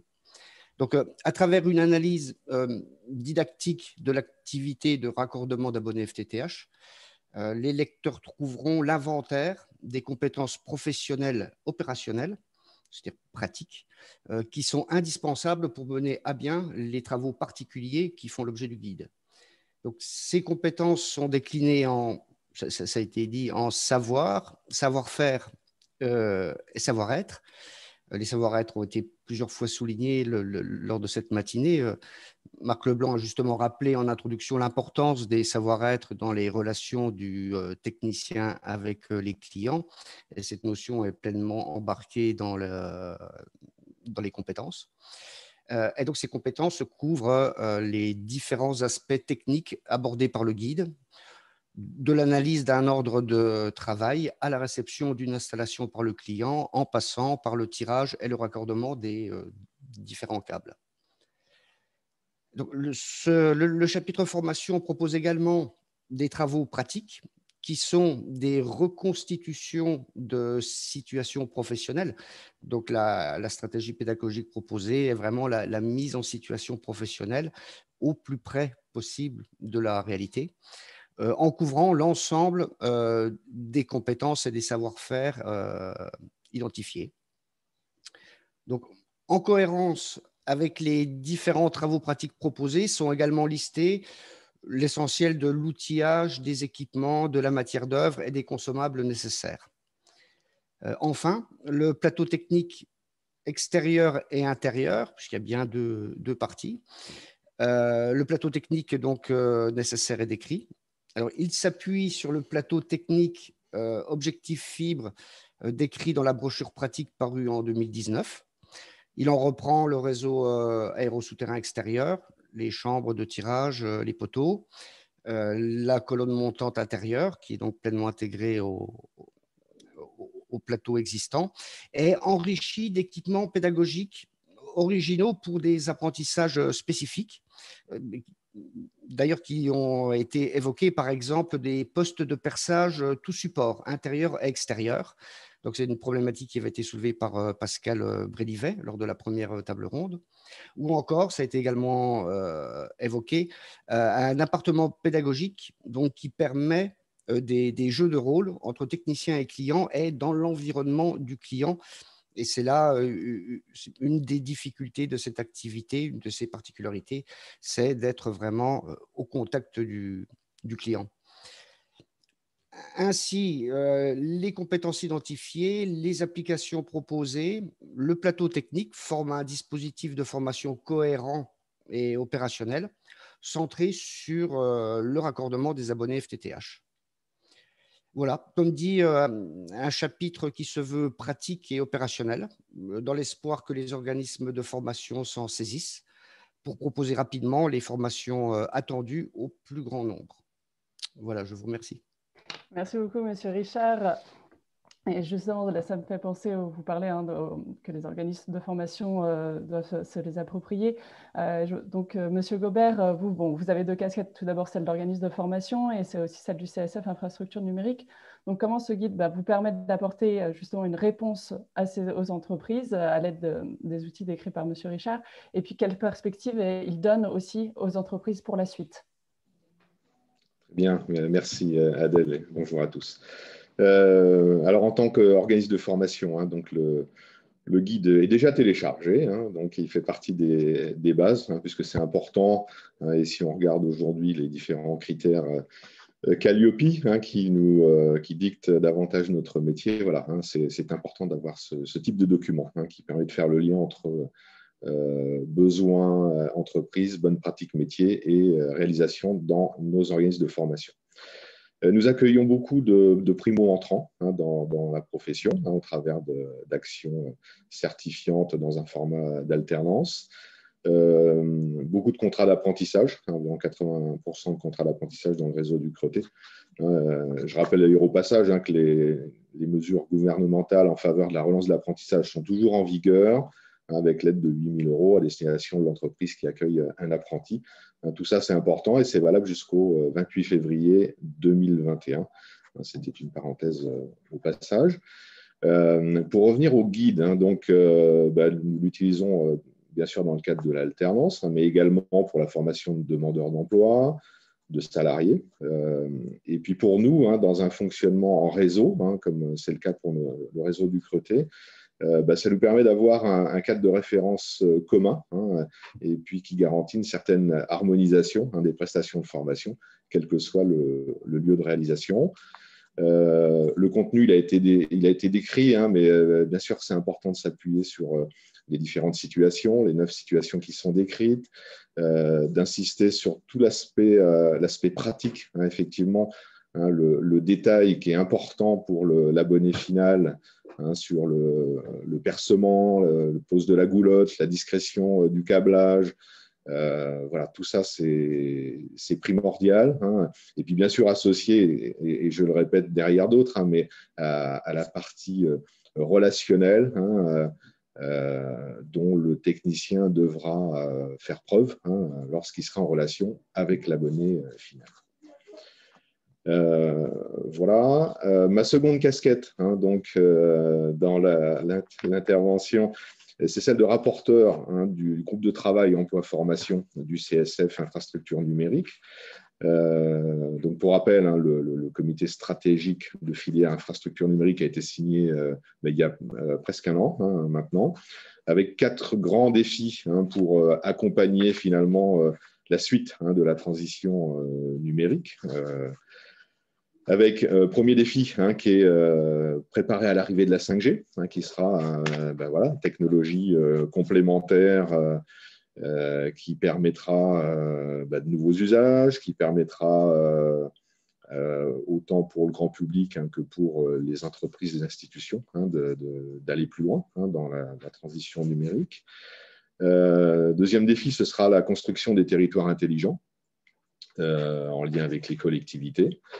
Un troisième défi qui est le volet international, pour que ce savoir-faire qu'on développe dans notre expérience en France soit ébruité, utilisé et transféré sur le marché international. Et puis le quatrième défi, qui est l'objet donc du groupe de travail emploi-formation, c'est de réussir à mobiliser emploi et compétences nécessaires pour la construction des infrastructures numériques, bien sûr, et puis surtout en anticipant les besoins sur le déploiement des nouveaux réseaux à venir. Donc pour y répondre, le groupe de travail emploi-formation participe à la création d'un nouvel EDEC. Je rappelle que pour toute tout ce qui a pu être produit, je dirais, au travers d'Objectif Fibre. Nous sortons d'un EDEC fibre optique qui vient d'être clôturé en 2020. Et l'idée, c'est de faire le lien entre état des lieux de tous les travaux qui ont été menés au travers de ce premier EDEC, lien avec le reste à faire et avec le sujet que je viens d'introduire, qui est celui des infrastructures du numérique. Donc l'idée, c'est d'aller vers la création d'un nouvel EDEC qui contribuera à la transition du déploiement de la fibre vers des nouveaux relais de croissance. On parle depuis de nombreux mois des métiers de l'après-fibre, donc ce sera la façon d'y apporter une réponse. Le nouvel EDEC sera donc une suite un peu à l'EDEC précédent. On s'est défini 4 axes sur ce projet d'EDEC. Un premier axe qui sera orienté sur la cartographie des besoins de la filière, dimensionnement du marché, acteurs, technologies concernées. Un autre axe qui sera, lui, plus orienté sur toute la lecture et la projection qu'en feront les entreprises.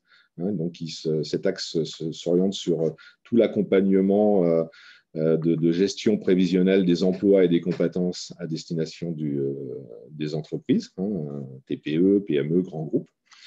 L'axe suivant, ce sera de conduire la construction vers de nouvelles compétences, nouveaux métiers, compétences rares, spécifiques, qui seront à identifier, à travailler, à convertir après en action de formation ou d'accompagnement. Et puis, l'axe final, le quatrième, qui sera celui de valoriser ces métiers. On le mesure, nous, organismes de formation, on l'entend de la part des entreprises, malgré, je dirais, ce côté nouvelle technologie. Nous sommes sur des filières où il n'est pas forcément évident de recruter. Il y a eu de longs débats, je dirais, sur le déploiement du très haut débit fibre. Et puis ce scénario, on peut imaginer qu'il se poursuivra. Donc, il y a vraiment un besoin de valoriser la filière, de communiquer sur le métier à tout niveau. C'est déjà dans tout le cursus scolaire. Les métiers doivent être visibles, connus. Et on doit communiquer dessus, on doit informer peut-être davantage que ce qu'on a pu faire par le passé tous les prescripteurs de l'emploi. C'est bien souvent à leur niveau que se fait le point d'entrée pour venir vers un parcours de reconversion ou de formation de demandeurs d'emploi. Donc voilà, il y a une nécessité que des outils soient en place pour donner un maximum de visibilité, que ce soit au niveau local ou au niveau national. Ouais. Donc voilà le résumé des axes de ce projet d'EDEC. Donc, vous l'avez compris, le raccordement des abonnés qui nous mobilisent aujourd'hui est une étape. Et puis, les infrastructures numériques nous promettent de longs et futurs travaux et puis certainement de nouveaux guides en format digital et autres à venir. Voilà. Merci beaucoup, Jean-Pierre. Et justement, en parlant d'EDEC, nous a beaucoup aidé sur l'EDEC fibre optique.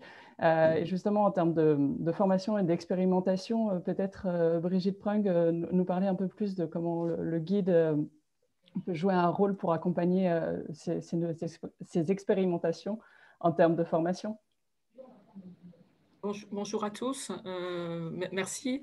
Effectivement, déjà je vais faire juste un petit rappel rapide des avancées de l'EDEC numéro 1, comme on l'appelle maintenant.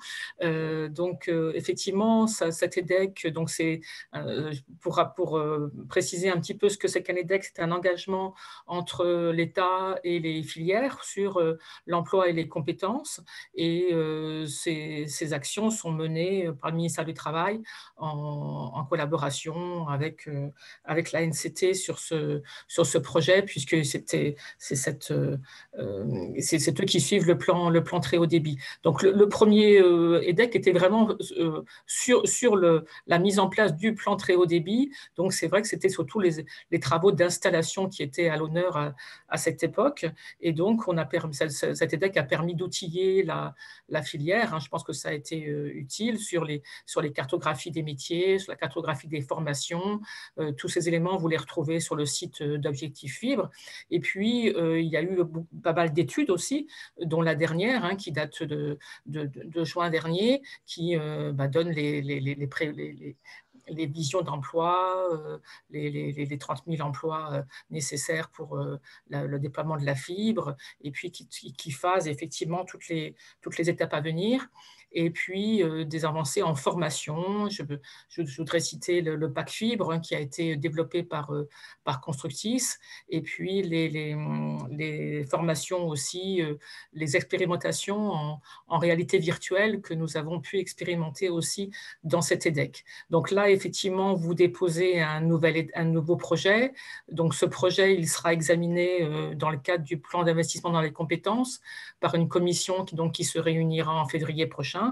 Et par rapport donc à ce guide du raccordement, effectivement, c'est une bonne base pour pouvoir développer tout ce que vous avez l'intention de faire, le CQP sur le raccordement, et il y a des expérimentations de digitalisation des formations qui sont actuellement en cours dans le plan de relance.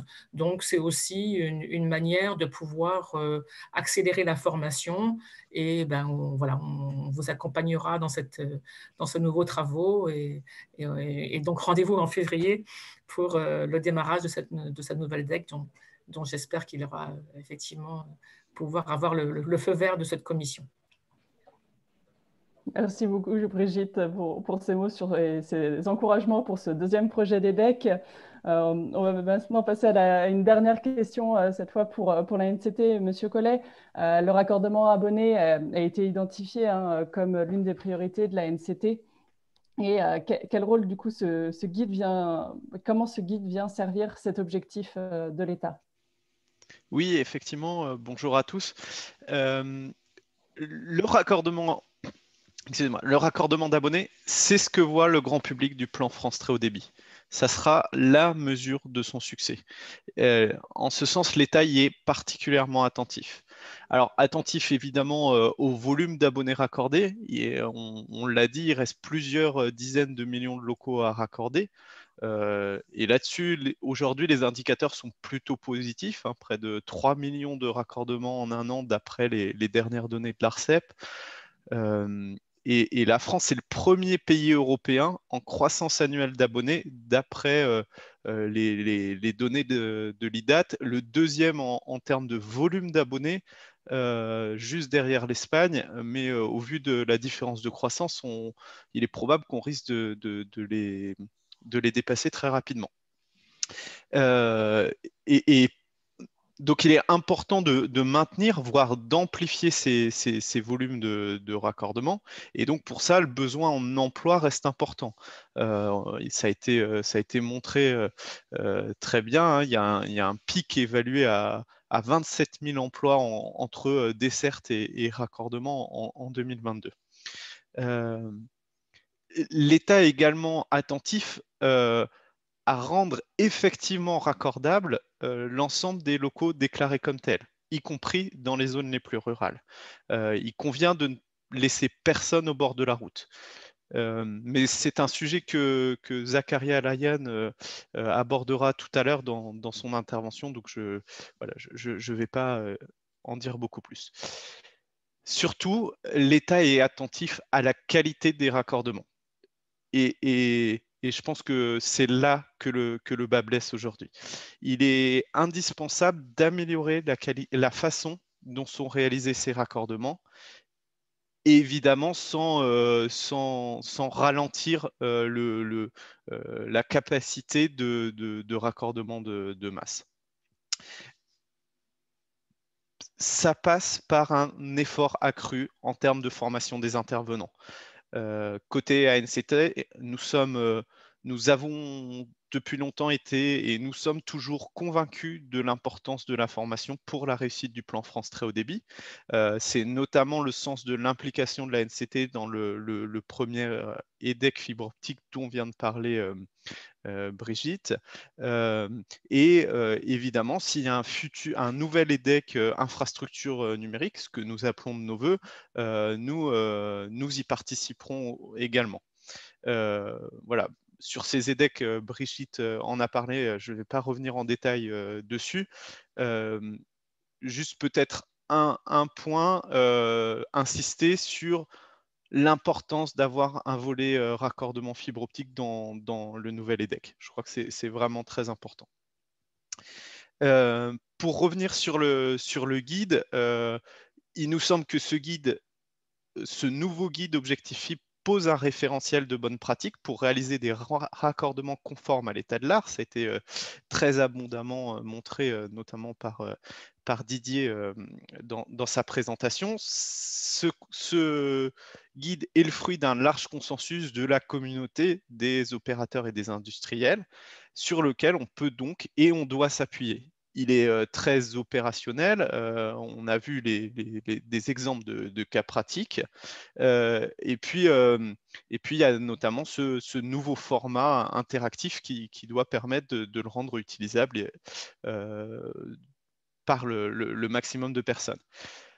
Il nous semble qu'il doit devenir un pilier de la formation sur les raccordements, qui doit devenir le livre de chevet. Alors, quelqu'un d'autre a parlé de Bible pour les raccordeurs. Voilà, c'est vraiment important.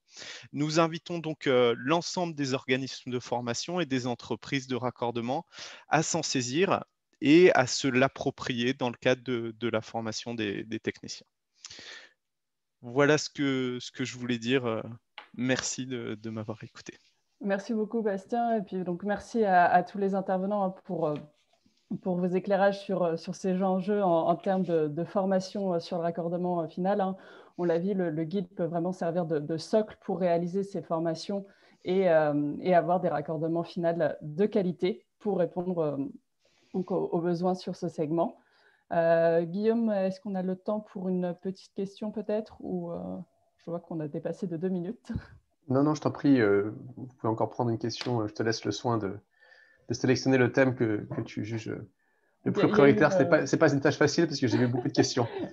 C'est ça, exactement. On a eu beaucoup de questions. Il y en a eu beaucoup sur le CQP, donc évoqué par Laurence. Donc peut-être sur ce sujet, Laurence, oui, j'ai vu. Je tenais à préciser que le nouveau CQP raccordement abonné ne va pas remplacer le CQP monteur raccordeur FTTH qui, lui, demeure dans une formule un peu révisée, c'est-à-dire qu'on a enlevé les compétences liées au relationnel client puisqu'on l'a mis sur le raccordement abonné et qu'on a renforcé la partie tirage de câble. Voilà.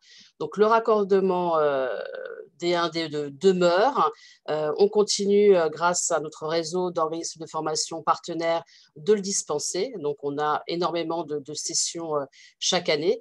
Par contre, c'est vrai que ce nouveau CQP, ça prend un peu de temps. Alors, on va mettre peut-être un coup d'accélérateur avec notre partenaire Constructis et puis Q qui va nous aider à découper ça en blocs de compétences. Mais ça prend un peu de temps quand même. Donc, on espère arriver à la fin de l'année pour pouvoir sortir les premières formations. Mais forcément, ça prend un peu de temps. Mais ça ne remplace pas le CQP raccordeur FTTH. Merci beaucoup, Laurence. Donc, encore merci à tous les intervenants et Guillaume Adanche, je vous laisse la main pour la suite. Merci Adèle pour l'animation, merci à toutes et à tous pour ces éclairages sur ces aspects formation qui sont, on l'a vu, à de nombreux titres essentiels à la qualité du raccordement. Donc évidemment, vous le savez, Objectif Fibre et ses partenaires sont très mobilisés sur ce sujet. Donc merci à toutes les parties prenantes privées et publiques de nous accompagner dans ce grand défi. Ce que je peux vous proposer, c'est désormais de passer la parole à M. Zakaria Alayan, qui est le directeur du programme France Très Haut Débit et du programme France Mobile à l'ANCT, l'Agence nationale de la cohésion des territoires, pour la conclusion donc, de ce webinaire, notamment pour nous présenter un peu l'état d'avancement du plan et la vision de l'ANCT sur ces différents enjeux. Donc, Monsieur Alayan, je vous cède bien volontiers la parole. Très bien, bonjour à tous. Merci Guillaume, j'espère que vous m'entendez bien. Très bien. Très bien, parfait. Écoutez, avant tout, bonjour à tous. Donc, Zakaria Alayan, directeur des programmes France Très Haut Débit et France Mobile au sein de l'ANCT. Et avant tout, je souhaite vous remercier, en fait. Je souhaite vous remercier de nous avoir donné l'opportunité de participer à votre conférence sur le guide. Alors nous sommes tous à distance, comme vous le constatez, je suis chez moi en ce moment, parce que le contexte sanitaire nous y oblige, et cette crise sanitaire aura eu au moins un mérite. On lui trouve beaucoup de travers, beaucoup de difficultés, ça provoque beaucoup de douleurs partout en France, mais au moins elle aura eu un mérite. Elle aura eu le mérite de rappeler à tous la nécessité de l'accès au numérique, pour tout et partout. L'accès au numérique permet le maintien d'une activité professionnelle, c'est notre cas aujourd'hui, permet la poursuite des études et permet aussi l'entretien des relations sociales. La crise sanitaire aussi conforte, en fait, d'une certaine manière, toutes les politiques publiques que collectivement, que nous avons décidées, mais que collectivement nous mettons en œuvre. Et naturellement, ça c'est la conclusion logique de cette situation, c'est qu'elle fait naturellement émerger un besoin et surtout une demande d'accélération dans le déploiement et d'accélération dans cet accès au numérique. Comme l'évoquait Marc en introduction, le gouvernement a 3 objectifs. Le premier objectif, c'est le bon haut débit. Le bon haut débit pour tous, c'est-à-dire 8 mégabits par seconde à fin 2020. Le deuxième jalon, ou la deuxième étape dans les objectifs du gouvernement, c'est le très haut débit. C'est le très haut débit pour tous à fin 2022. Et donc le très haut débit, c'est 30 mégabits par seconde. Et enfin, la dernière étape, c'est la généralisation de la fibre, et ça avec un horizon à 2025. Vous aurez compris dans toute cette mécanique que le mix technologique évolue. Entre 8 mégabits par seconde, 30 mégabits par seconde et ensuite arriver à la fibre, le mix technologique s'appuie au départ sur une grande variété de solutions filaires mais de solutions hertziennes, et petit à petit voit la place de la fibre progresser à chaque instant. Toujours s'agissant de la crise, malgré cette crise, malgré la crise sanitaire et toutes les contraintes qu'elle a apportées à vous, professionnels, mais à nous collectivement, le constat est fait que le rythme de déploiement est resté à bon niveau. En 2020, comme l'évoquait et le pointait en introduction Guillaume Mélier, à la fin du 3e trimestre 2020, ce sont 3,9 millions de locaux qui ont été raccordés. À date, ce sont 22,3 millions de locaux qui sont éligibles au FTTH, ce qui représente, à peu de choses près, 55% des locaux. Aujourd'hui, la France est le premier pays en termes de nombre de lignes raccordables au sein de l'Union européenne. Comme l'a évoqué Bastien il y a quelques minutes, c'est le premier pays de l'Union européenne en termes de croissance du nombre d'abonnés. Et donc de tout cela, je pense que nous pouvons très largement être fiers. C'est la concrétisation de notre action à tous, et il est vraiment déterminant de faire de la France le premier pays, et c'est déjà un petit peu le cas dans ce que vous comprenez, le premier pays en termes d'accès au numérique. Donc ce dynamisme des déploiements est très fort en zone privée, mais très fort aussi en zone publique.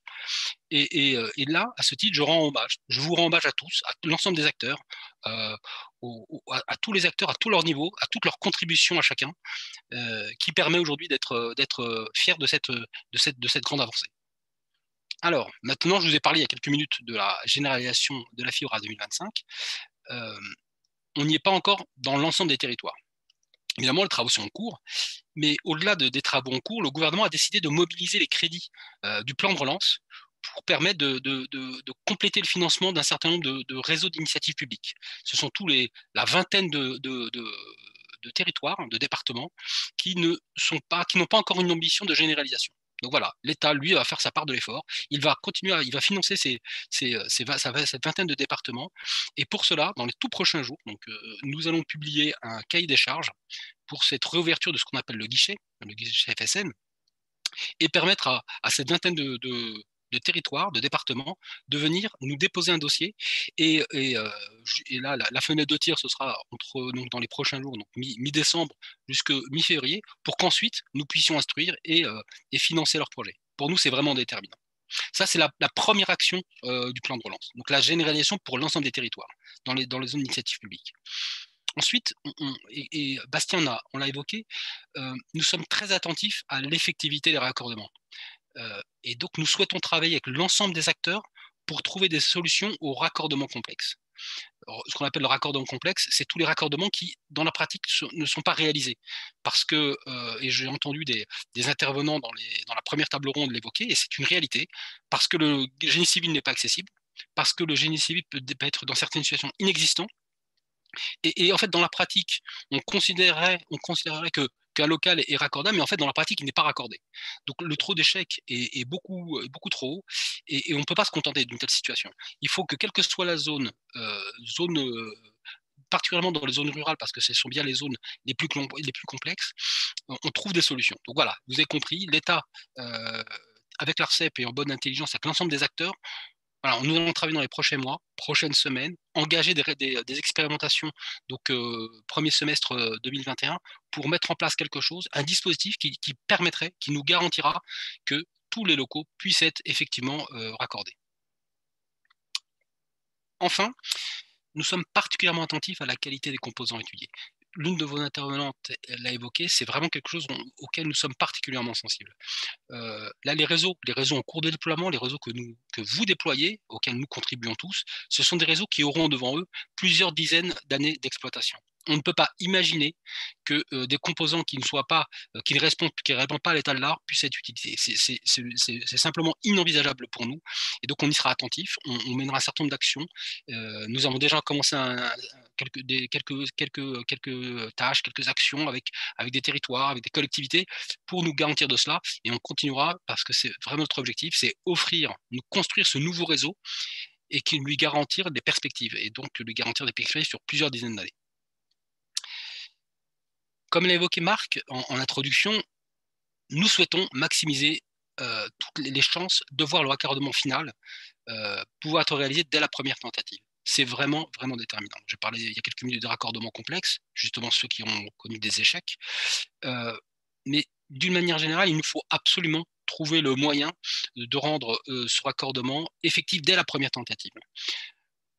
N'oublions jamais que le raccordement final, mais ça a été dit dans les tables rondes, et donc je suis plutôt satisfait de l'avoir entendu, le raccordement final, en fait, c'est la concrétisation, c'est aussi plutôt la mise en relation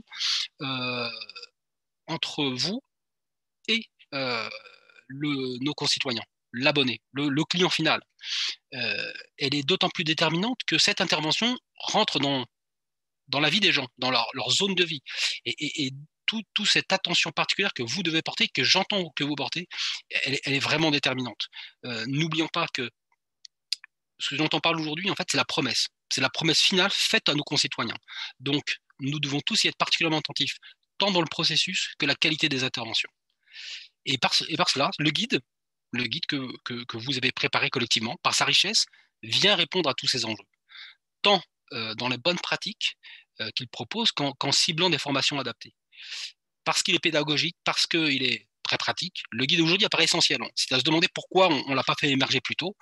En tout cas, une chose est sûre, c'est que je vous félicite. Je vous félicite tous pour tout le travail réalisé, et particulièrement Objectif Fibre pour son action déterminante. Je vous remercie encore une fois, et surtout, je vous souhaite à tous beaucoup d'énergie, de dynamisme dans toutes vos actions. En tout cas, comprenez bien que vous avez l'État avec vous et à vos côtés pour tout cela. Merci à tous. Merci beaucoup, Monsieur Alayan, pour votre intervention conclusive, pour à la fois vos encouragements et également pour votre soutien. Effectivement, on le voit, vous l'avez dit, on a un grand chemin qui a été accompli en termes de déploiement de la fibre au service de la connectivité des territoires. Un grand chemin qui, je pense, nécessite la mobilisation publique-privée. Ça fonctionne très bien aujourd'hui, donc merci à la NCT pour le partenariat que nous avons et le travail collaboratif excellent que nous menons. Donc, merci encore une fois pour votre soutien. Est-ce qu'on arrive au terme de ce webinaire? Est-ce que Marc, tu souhaites dire un petit mot également à l'issue de toutes ces interventions? J'en profite pour remercier bien sûr tous les intervenants, tous les conférenciers, les animateurs, pardon, tous ceux qui ont contribué à la réalisation de l'événement. Marc, je te laisse le mot évidemment de la fin si tu veux bien. Merci Guillaume, merci encore pour avoir assuré l'animation de cette matinée. D'abord, un mot de remerciement. Nous avons été jusqu'à plus de 300 personnes lors de cette matinée, ce qui prouve bien l'intérêt que suscite ce sujet du raccordement d'abonnés. Un remerciement à tous les intervenants d'avoir scrupuleusement respecté le timing. J'avoue que c'est la première fois que je vois ça. L'événement est censé se terminer à 11h, il est 10h59, donc félicitations. Encore une fois, mes remerciements également à tous les contributeurs et tous les intervenants. les contributeurs au guide, hein, encore une fois, de mémoire de guide, et on en est au 10e, et je pense que Didier le confirmera. C'est la première fois qu'on a eu une mobilisation aussi importante de la part de toute la filière. Je remercie également Guillaume Mélier et Zakaria Layan pour les contributions respectives de l'ARCEP et de la NCT. Il est très important pour Objectif Fibre dans tous ces travaux de travailler en bonne intelligence avec à la fois l'ARCEP et la NCT. Donc, soyez assurés que nous continuerons dans cette direction. Donc la prochaine étape, c'est effectivement de finaliser la version interactive de ce guide qui sera opérationnel, je l'espère, dans les tout prochains mois. Et puis nous travaillons d'ores et déjà au nouveau guide 2021 dont le sujet sera dévoilé très prochainement. Donc voilà, encore une fois, merci à tous. Nous prendrons le temps de répondre à toutes les questions qui n'ont pas pu être posées, bien entendu, comme ça avait été dit en début de réunion. Et puis je vous souhaite une bonne lecture de ce guide. Et n'hésitez pas à revenir vers nous si vous avez des questions à propos de son contenu. Merci encore à tous et passez une bonne journée. Merci beaucoup Marc. À très bientôt. Au revoir.